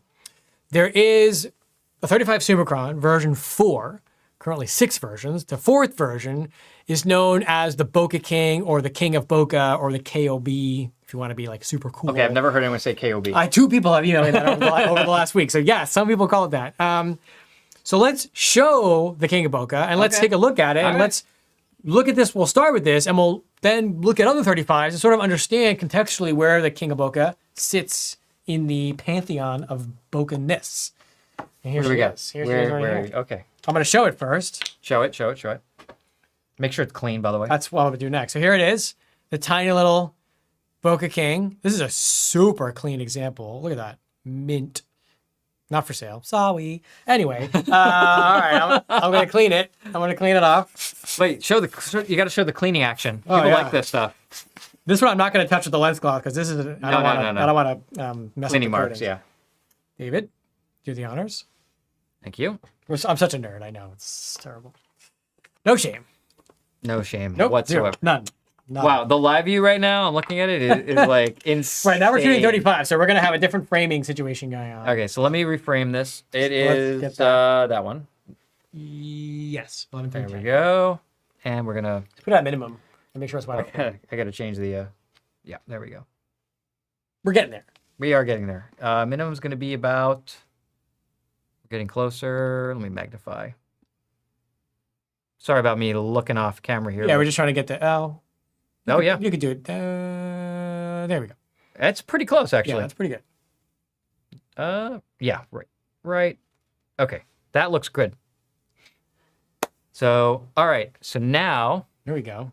we are cooking. It's a 35, so I'm gonna. You get the KOV. There you go. So what do you call it? Whatever. All right. I refuse to do that. So I'm just gonna reframe this a little bit. Yeah, put it so there's more in the corners there. So just like kind of like, yeah, we don't, it's obviously weird framing, but we're just using the space we have available because we Sure. want to show stuff in the corners. And we've been using the top right as our sort of reference points. Absolutely. Yeah. Absolutely. Okay. So I'm gonna zoom in, just make sure that focus is where we want it to be. It's pretty good. Let's see. I mean, again, it's tough on a slightly older lens to. We're like right at minimum focus You distance. pull it back slightly. There we go. There we go. Just keep yourself some wiggle room. Okay. Take a shot, and what do we get? What I like about the Bokeh King is that performance in the center is very, very high, very, Yeah, very modern. for sure. This lens was definitely ahead of its time in terms of performance because this is 40 years old. Well, yeah, at this point. So it's been around quite a while. But you can see, look at the shrubbery on the right. It's got a very distinct bokeh. Oh yeah, it does. There's so much going on here. It's like almost looks like it's on fire, like green flames. Really, really, really, really interesting. And now, as we shoot more 35s, we will show the differences. Look But at that. You can actually make out more of this flower shape there. That we didn't see in 50. Because again, inherently, like we talked about at the very, very beginning, we just switched from 50, and the last lens we shot was 0.95, 0.95. Right. We've now shifted to a 35 f2. So we are now basically the things working against us is we have a wider focal length, which inherently has greater depth of field, and we're at f2 versus lenses that we're showing at 0.95 or 1.4 or even f2, because a 50 f2 at the same distance versus the 35 f2 are going to look very different. I knew we would never be able to get it to escape the Monty Python references. So they're coming in the chat. I love it. But Yeah. zoom out so we can see the lights in the top right there. There we go.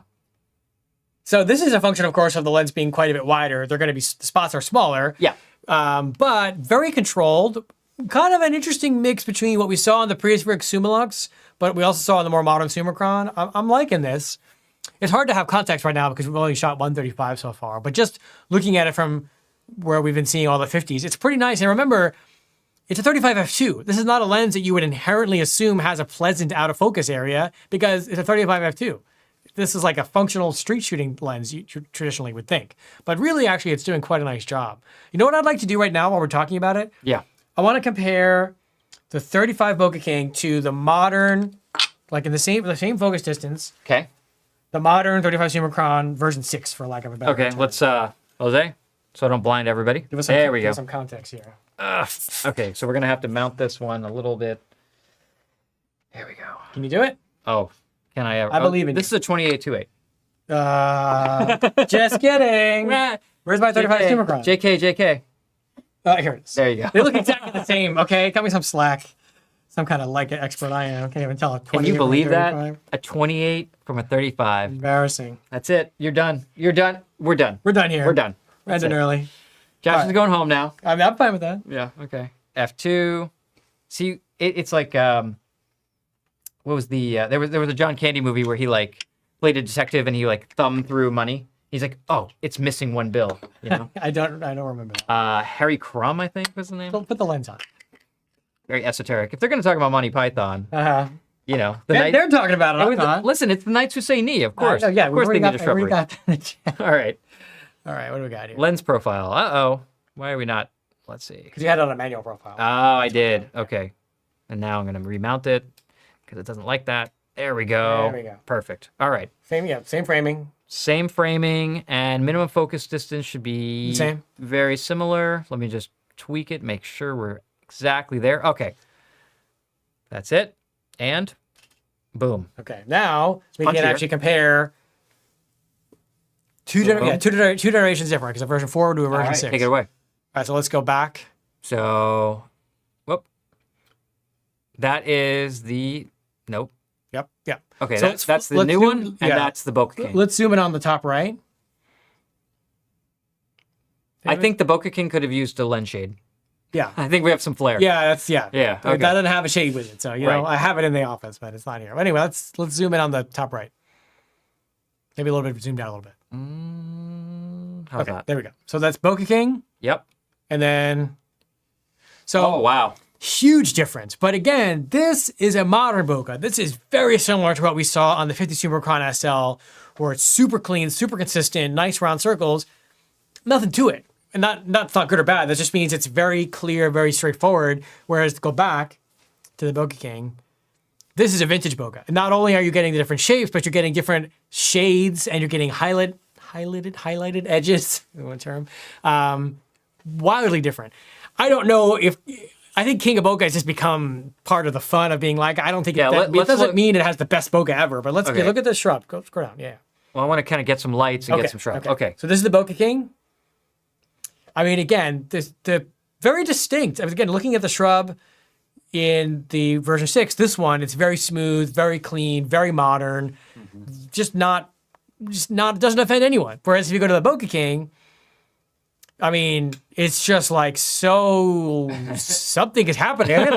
It just looks like it's on fire. I just don't know another way to describe it. And that's fun. Again, I don't want anyone to think nowadays that Let's look at the flowers. King of Bokeh means it's the best bokeh. It's just the name of the lens. It's just There's fun. there. So let's look at the flowers. Okay. So we've got version 4 Bokeh King. Yeah. And now we're going to switch to modern. And here, you know, it's interesting. There's less of a difference here. Yeah, you're seeing more contrast difference because of lens flare. We didn't have a hood on the Bokeh King because I didn't bring it. So that's really the difference that you're seeing. It's not that dramatic. But these, you know, the flower and the shrubbery are at a very similar distance from the bear to the camera. Behind the bear from the camera. So what's really fascinating to me is that they render very differently in terms of the shrub over here with the modern version versus the version 4. Yeah. It's crazy because of that particular tonality. Those highlights and shadows, the way they have an interplay within the out of focus area with that lens is very, very unique. Can you do me a favor and can we balance between the crayons of the two shots? The You crayons. see him in the shot, right? Yeah. So Yeah. Which one is this one? This is That is the Bokeh King. okay. Whoop. Let's Is that all we got? Yeah. Okay, that's fine. and Why is it different? there. There we go. Bokeh. So that's modern. Yeah, it's actually, I believe this is forward of the focus point. Yeah, that's what I want to look at it. Interesting. Slightly different because the lens mount's slightly different. Yeah. Not dramatically Not different. dramatic, No, not okay. I dramatic. was just curious how the front would look. Go back to the full image. I just want to bounce between Bokeh King and Nope. Nope. I keep going to that. Okay. So yeah. Bokeh King, The lens flare is kind of annoying, so I'm sorry. you can see it right. You can see it right in the center. Yeah. More imagination of God Emperor of Bokeh. Yes, let's call it that. There we go. Before we move on, let me see. We should do the 35 Summilux. Oh, we should. You're right. Okay. We have 35s we're talking about. Yes. Let me grab for you Let's come back 35 Summilux. This is the current version. I'm going to make sure it's clean because it's not. Oh, you got to get close up to the cleaning action. No, you don't. It's very important. Totally fine. All right, Jose, come back. There we go. There we go. Okay. Pop that on there for So me. what do we got here? This is the 35 Summilux FLE version 2, the current version introduced last September. Woohoo. And we do have an entire episode on 35 Summilux lenses, and I talk a lot about Bokeh, and I even threw in the Bokeh King in that show. So if you haven't watched it, check it out when this, not right now, but later. Okay. How we doing? There we Make sure go. wide open. It is 873, right? Yes. Yeah. No. No. Whoops. Whoopsie. Whoopsie. Although it's the same. It doesn't matter for Yeah, this it's case. the Yeah, same. it doesn't Okay. matter. Yeah. All right. Here we go. Here we go. Wow. And 1, 2, 3. There we go. Normalize the exposure. There's our buddy. All right. So I'm going to keep the same framing. We'll keep the lights in the upper corner. And we should be roughly in focus. There we go. Because I'm right at the sticking point on the focus. So it's like right at that detent. So it's just at 0.7 meters. Yep. Josh's hands on the table. Sorry. Here we go. All right, so that is 0.7 meters at 1.4 on the FLE version 2. So let's zoom in and take a look at that. And at the point of focus, extremely sharp. Yeah, as one would expect, yeah. But the Bokeh, well, I mean, for lack of a better term, it's Summilux Bokeh. Summilux Bokeh. Exactly. See, you're starting to get it. Not you, I mean, the viewers who Wait, can't- I'm can't getting it. contribute. I'm Yes, getting you it. are getting I did it. I did go it. now bounce between the version, the Cron and the Lux so they can see.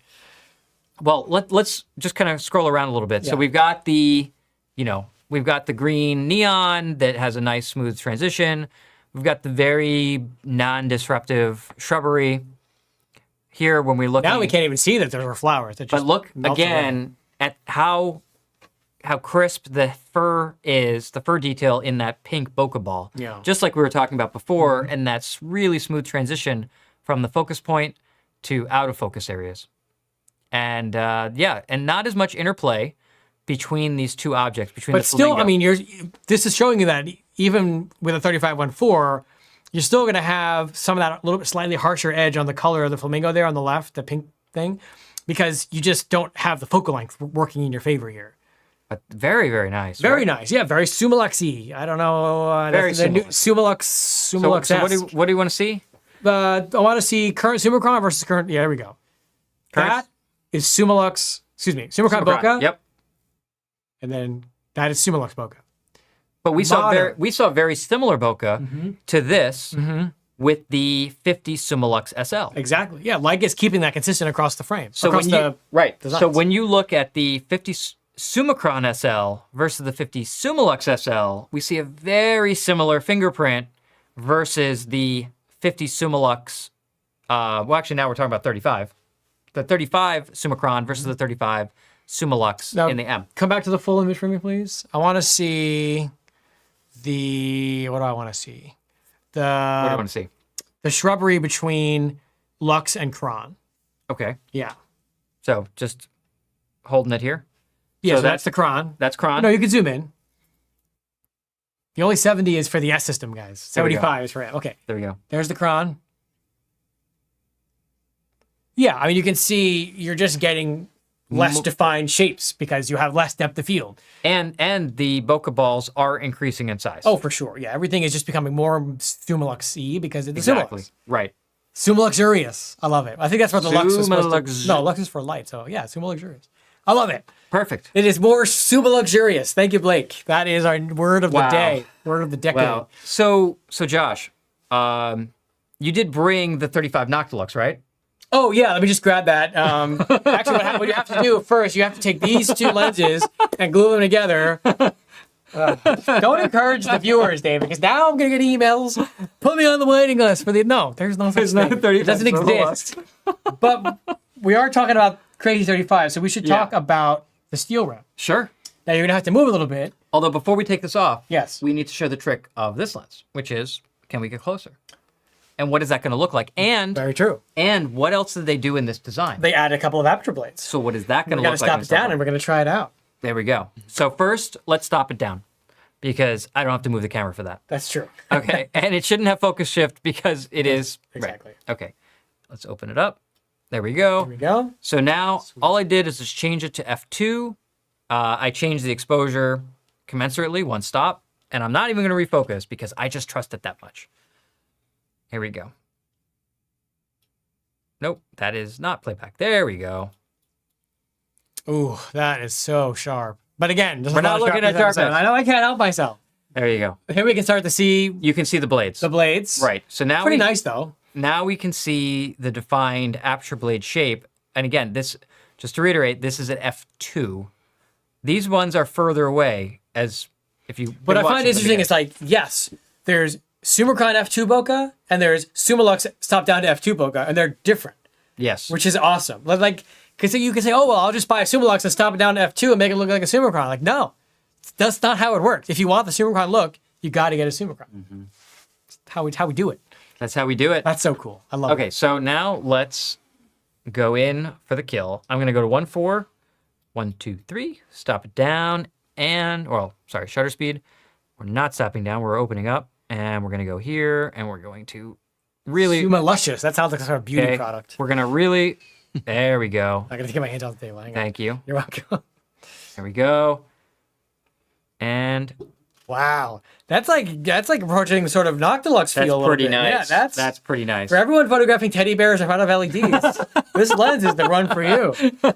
I'm just saying. Wow. That's a niche. There's someone out there, someone in this chat is doing that. Look at what's happening That now. is wild. I mean, again, just Summilux bokeh to the extreme. I What's mean, fascinating to me is that I'm going to even say that that's now approaching Noctilux well, bokeh. yeah, I think what's really interesting is that never until recently were Summiluxes that could focus this close a thing. Mm-hmm. So there was never really a way to describe what Summilux bokeh would look like at 0.4 meters because it was simply impossible to do.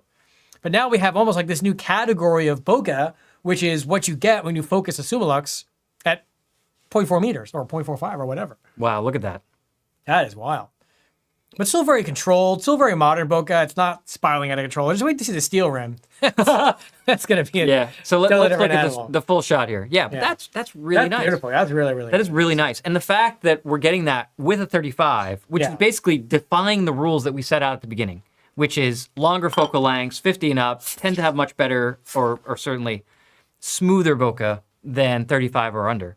Here, the 35 Summilux is proving why. I mean, for both of Josh and I mean, for a long time, we've considered the 35 Summilux FLE, our desert island lens. Well, it's very, very flexible because here you have a general reportage lens that can pull double duty, and you can use this as a portrait lens with really nice, pleasing out of focus areas.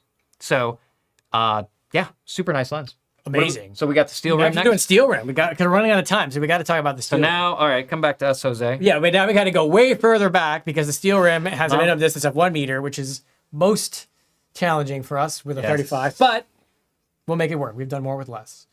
Have we? We have. Okay. Don't forget it has infinity lock, so it's does. going to be locked. All right. A little guy with a ventilated lens Here we shade. go. I brought the hood for that at least. But you bring the original Olux. I did not. No, it doesn't work on that lens anyway. So shh, don't break it. Great. 10 Thank you. 10. I'm trying not to break it. All right. All right. An infinity lock. Here we go. All right. Yes, lens That profile. doesn't. Yeah. There's this current firmware. Maybe. They added the steel rim in the current. It should firmware. be, yeah. So what do we got? It should be 11.301. There it is, bottom. Nope, you don't have it on here. No, I don't. Just do that. It's fine. Doesn't matter. We don't care about the lens profile in this case because it's not affecting anything you're going to see. So it's not a. We're not going to worry about it. Okay, 1 meter. Boo. No. Yes. Yes. No, it's You're actually doing good. focusing. You're doing good. It's actually focusing pretty close. There we go. Kind of. Nope. There we go. That looks pretty good. Nice. Okay. All I'm right. gonna frame it. There we go. Nope. Perfect. More. More. So it's in the corner. Oh, right. Okay. There you go. Now you got it. There we go. Now I got to refocus. Hold Right. on. So this is the 35 Summilux steel rim reissue that we saw last year, Oh, yeah. I got to refocus that. which is one of Leica's classic series lenses. Nothing like classic. Oh, yeah. There you go. Move back a little bit. As you can see, nothing is in focus because it is special. It's a special lens. It's a little more challenging, that's for sure. That's okay. You're Let's like, just call. Let's that's good, pretend. that's Let's good, pretend that's that's good. sharp. Okay. And you're wide open, right? I am. Yeah. That's yes. As evidenced by the fact that it was You difficult can't to focus. Yeah. Yeah. Okay. We go. Nice. Yeah, it's at 1.4. All right. So what do we have here? We have a very glowy subject. Very glowy. I think you missed the focus a little bit, dude. Maybe, but where is it focused? On the nose. Is it? Okay. Let's redo You got to this. do it right. We got to do it right. Again, to David's defense, the bear is basically in the shade right now. Like it's so dark. Let's try right about there. Okay. I have to like. Somebody mentioned 35 Conversion 3 with a 6 element, which I happen to like very much. Very underrated lens. Wow, that's so much better. Okay. There we go. So much better. So much better. I mean, here And we're getting almost like Bokeh characteristics in the shrub, but look What at the is- Bokeh balls. what is happening? They are just doing something. I don't even know how to describe what I'm looking at right now. And interestingly, whoa, we've got like All kinds of all kinds of stuff. things happening. This is what happens when you take a lens that was designed in the 60s and throw it on Wow, a. that's yeah. It's definitely something. It's definitely something else. Well, if you want to talk about distinct bokeh and still have a 35, I mean, you know, this could be interesting, but I think the Bokeh King is much more usable in a repeatable sense. This could get a little bit wild. And it's also, look at how fast The glowiness, focus and yeah, the yeah. glowiness comes in from the center out. But it definitely gives you a look that Oh, it's super you're not distinct, able yeah. to achieve. Yeah, elsewhere. this is the only way to get this look is to use a lens like that. So it has a vintage. We'll go to look the flowers on the left. Let's see. Really, really interesting. Yeah, I like it. I mean, it's a very, very vintage bokeh because it is a vintage lens. Yes, it's a lens you could buy new, but the design is vintage, and that's exactly what you're seeing is a vintage bokeh. So Sure. I think that's fun. I think it's just a different animal. I think the King of Bokeh is more usable and way sharper and smaller. Yeah. It focuses to 0.7, but the steel rim is much more distinct, much more interesting, much more unique, much more vintage. Okay. Cool. 35s. I think that's pretty much it in terms of what I'd want to show for 35. Now, Let's switch something longer. I was going to say, we should end the show, and I want to make sure we talk about my favorite M lens, Sure. which is a lens that has wild performance and amazing bokeh, which is, of course, The 2828. right there in front of you, the 75 Noctilux M, a lens that is near and dear to my heart that I use all the time for my automotive work. I love it on the SL2s. I love it on the Ms. It just is a lens that makes me happy. Should we go over some announcements? Oh, We should, There's before we do probably this. stuff we should talk about. Okay, Yes. thank you, Jose. There are things. Couple things. Can we go to the screen? We can split it even. Screener-matic here. Split it or screen it. There we are. If you have a dream of hanging out with colorful leaves and this colorful man, you have the opportunity to do that. Wait, don't forget lighthouses. And lighthouses. Lighthouses, yeah. We have one spot left You click on it. our fall foliage New England workshop. Yep. One spot. Just one. October 11th to the 18th, so you've still got a month.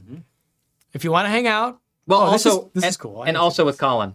Yes, we actually, can you go to the me and the thing? There we go. So we can make the screen bigger. Sure. There we go. Yeah, we actually have a new system, rating system on our site where we actually kind of go over physical activity, photographic intensity, level of instruction, All this climate, stuff, yeah. food, everything. Where's the beer category? There, you know, I'm going to go under food and accommodation. Or you can split it with a cultural immersion.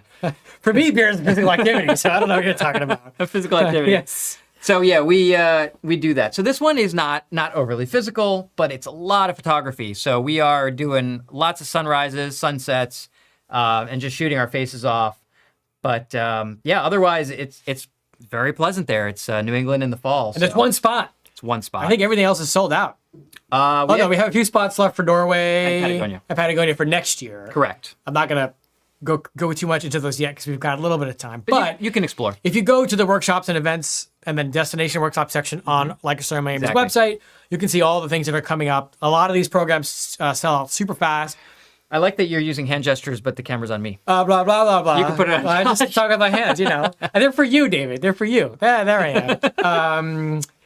What was I going to say? And I think we've changed our format so it was only 8 attendees Generally. instead of 12 for the most, depending on the workshop. So Some are 10. even more one-on-one attention. And the other super exciting, I think, piece of news is I can only really speak for the US here because I don't know what they're doing overseas, but if you're interested in one of the SL2 bundles, including the ones that have the new silver limited edition, limited to 1,000 SL2, you can now get $1,500 off any one of the L-mount lens bundles. So 35 and 50 Summicron or 24 to 70.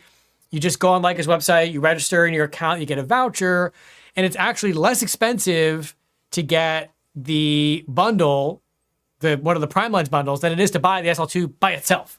So they're basically paying you to get the lens. So if you go to Red Dot Forum, you can actually see we have the story here, and David did a really nice job summarizing how the program works, what the options are, and also step-by-step how to actually redeem your voucher on Leica's website. So if you're interested in the SL2, getting into the system, whether you want to go for the first time or get a backup body, this is a super, super good deal. It goes until the end of January. So just heads up on that. Perfect.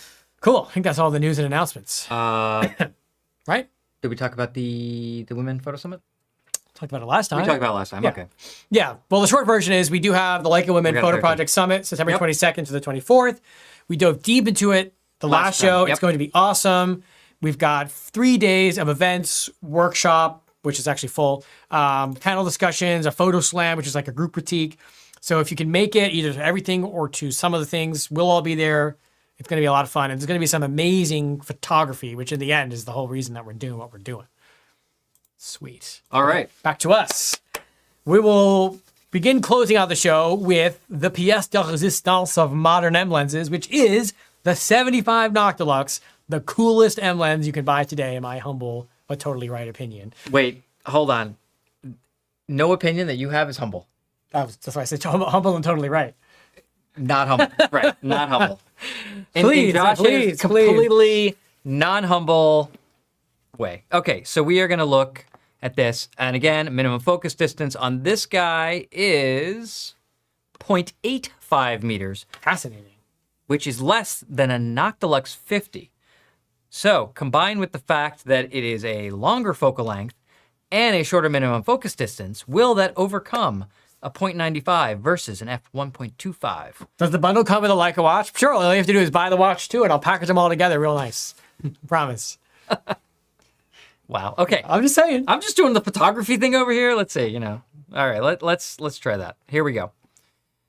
So, again, my trick to finding minimum focus is hands going on to be table, okay. Yeah. So I don't want to just focus because that's easy, but I'm going to go past that close and move the camera in until we hit focus. There we go. So that wow, Amazing. amazing. So Best how lens does ever. how does that look? Amazing. Let's take a shot. The best. Look at that. Okay. Look at that. The shrubbery is like a solid block of green. Did we overexpose it again? I don't know. Did you have the hood out? Oh, hold on. No. I didn't have the hood out. Okay, let's try that again. Let's try that again, and here we go. Are you wide open, right? I am wide open, yes. Making sure. That looks better.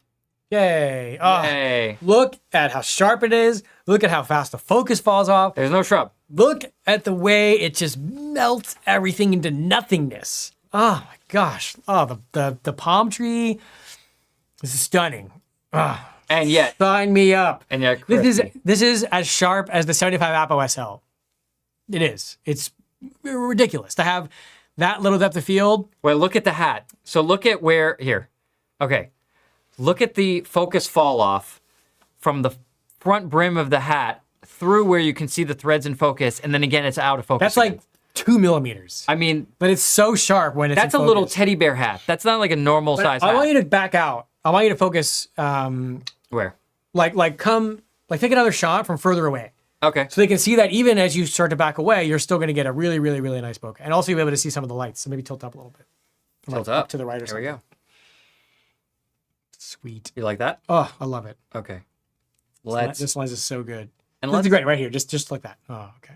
Oh, sorry. I love it like coming into focus. Right. That's like why. some- That's why I like. It's like some weird horror movie, but then it's adorable.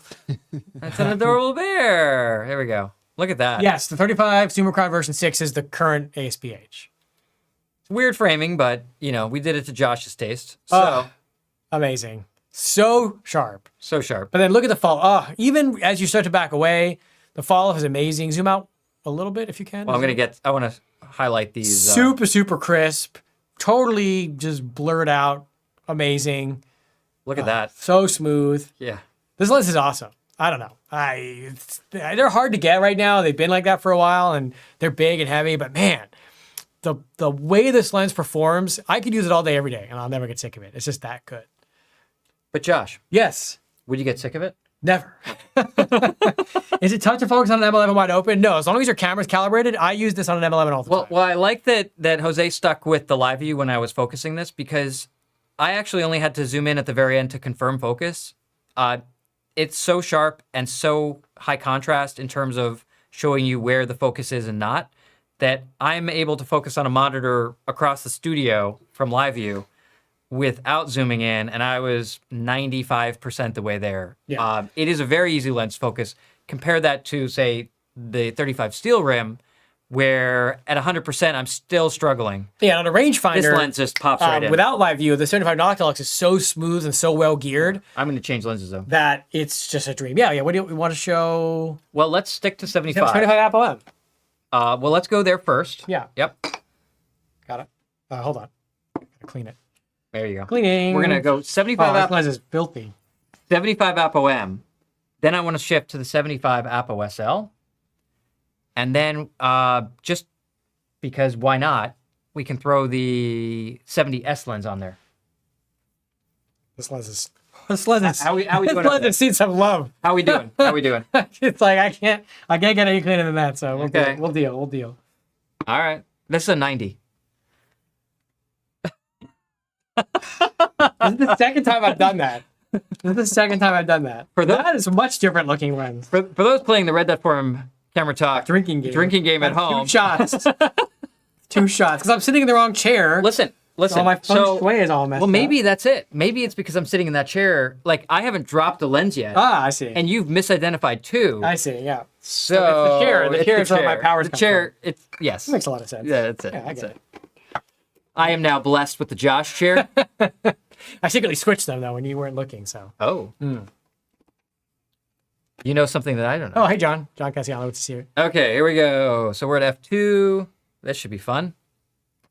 We're gonna get a little closer in. Well, this lens has a very, very, very nice close focus distance Yes, it relative does. to its focal length. One of the things that we like about the 75 Summicron. Yes. So it's gonna have a very different look.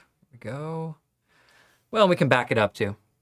Woof. Yeah, look at that. So Hold on, I gotta get my hands off the table again. there you go. But look, I mean, it is really easy to see when it lands in focus. And that I love. See, Josh loves the 75 Noctilux. I love the 75 Cron. I think this lens is absolutely stunning for portraiture. It is just a beautifully rendering lens. And let's take a look. And the size is really nice. Yeah, super small. It's barely bigger than 50 Summilux. Yeah. Look, And it does have some creative ringing. not as this is a little bit more towards vintage, which makes sense because this lens is designed in concert with the 50 Lux ASPH. Yep, the first which version. is the first version, which is a lens that was designed in the very early 2000s. But definitely when looked at it holistically here as a whole, it's definitely nice. Now let's back it up to do the same kind of thing that we did with the Noctilux. And again, wow. Okay, look at the hat.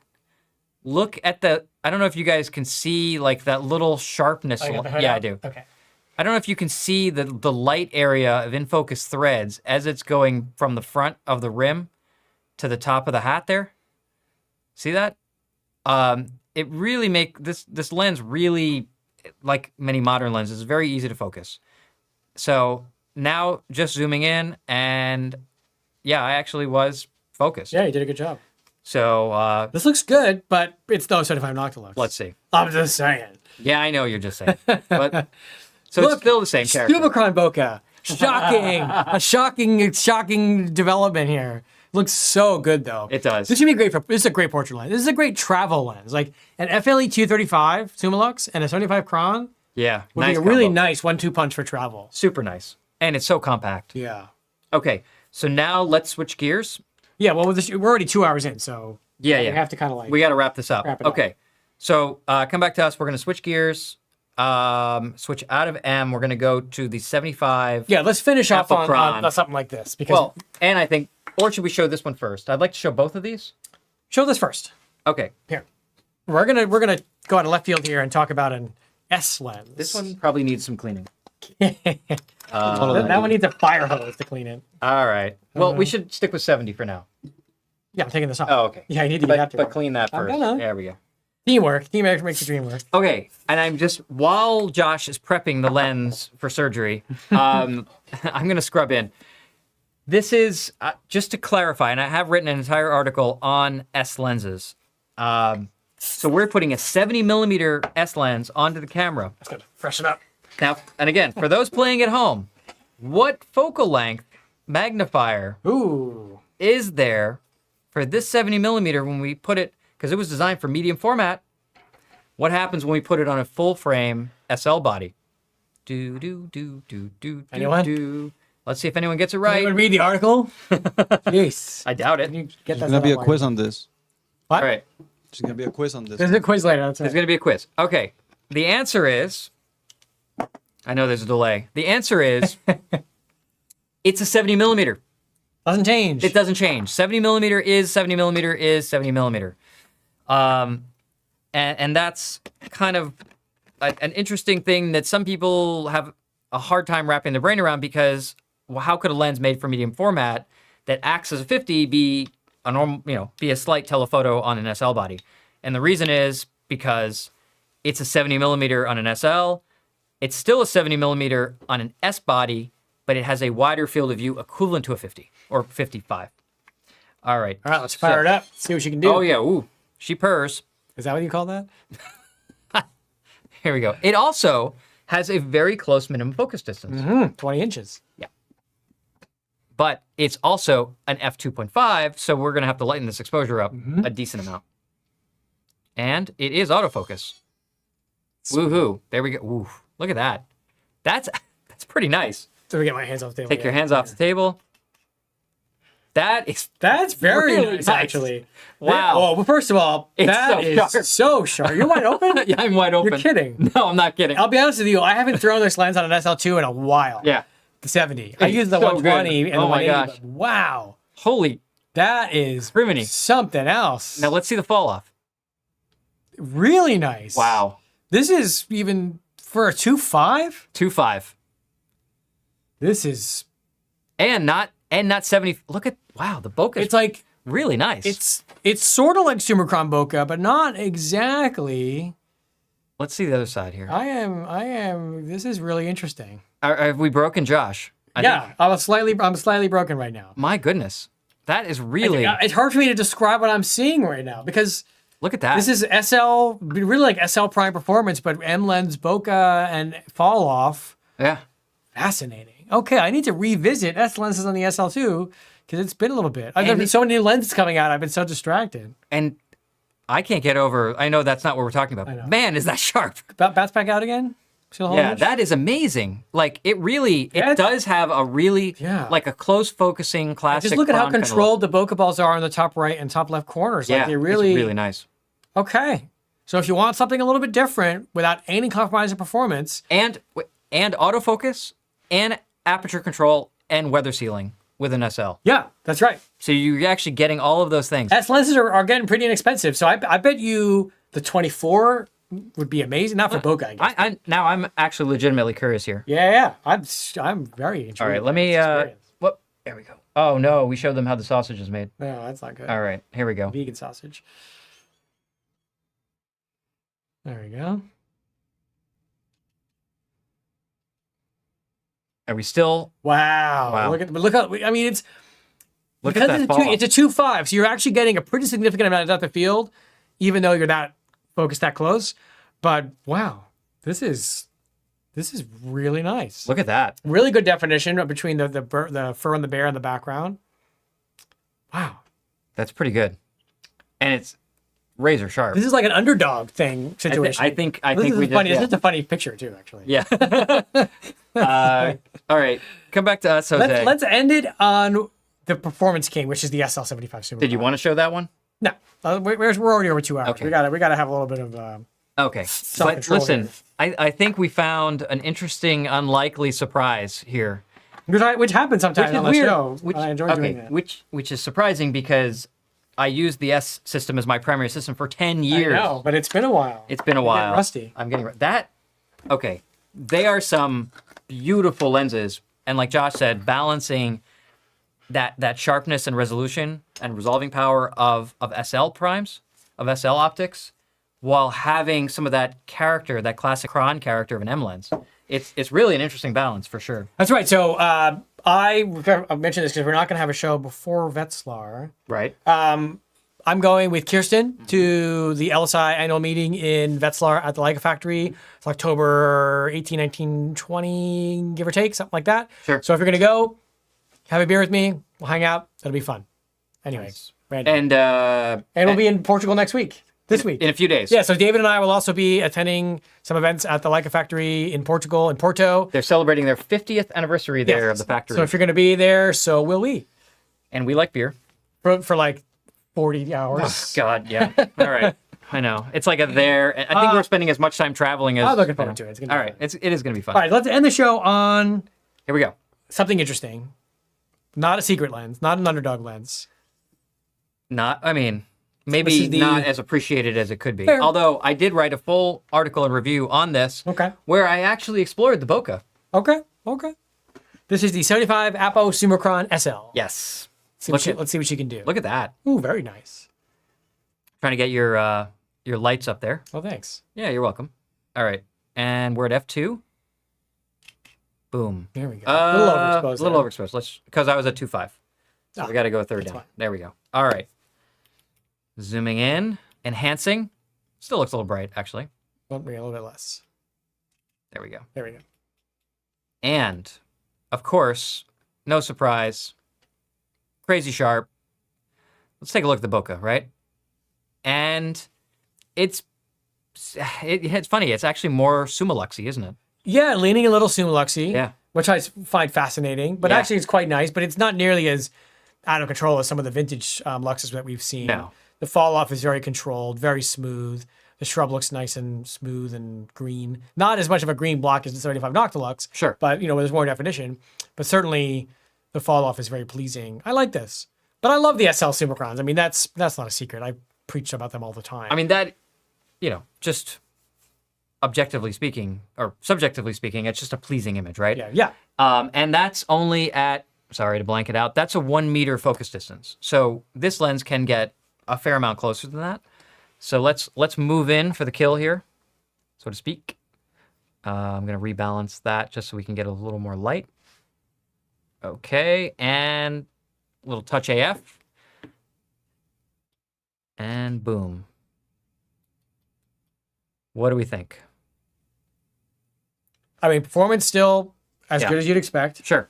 And then looking at the out of focus areas, they have that really not.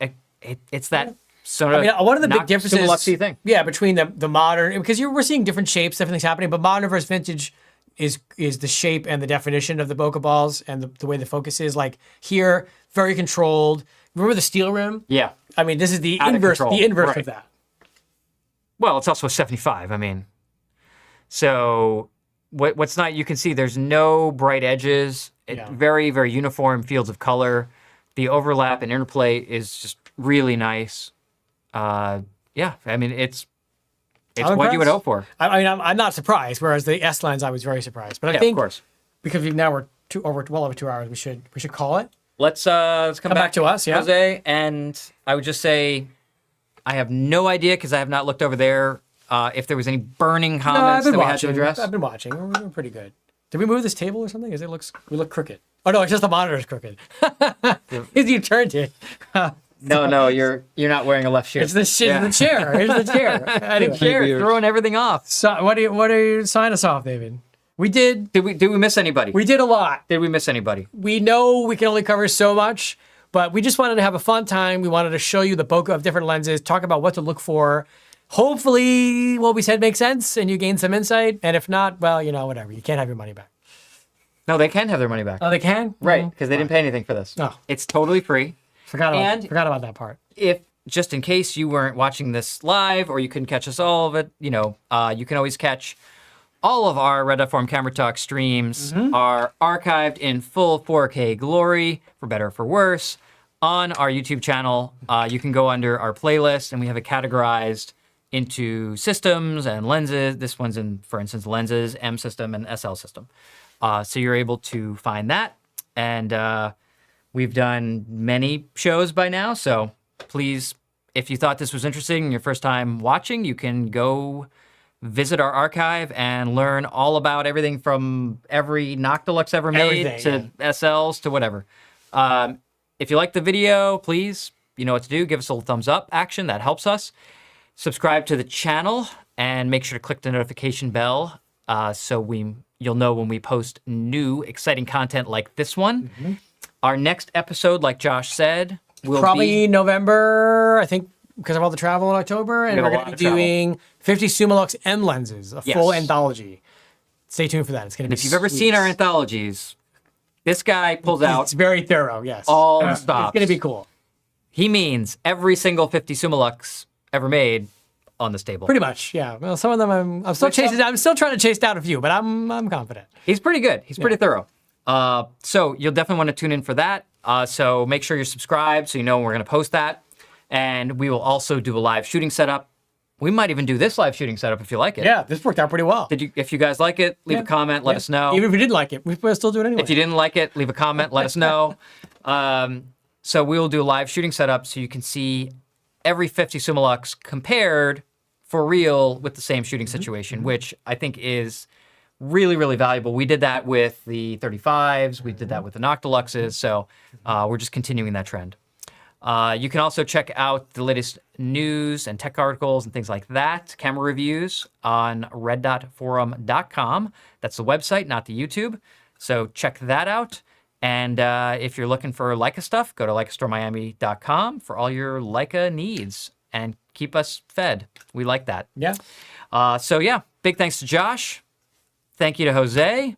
And thanks to all of you guys for tuning in and spending your Sunday evening with us or whenever you're watching this. That's right.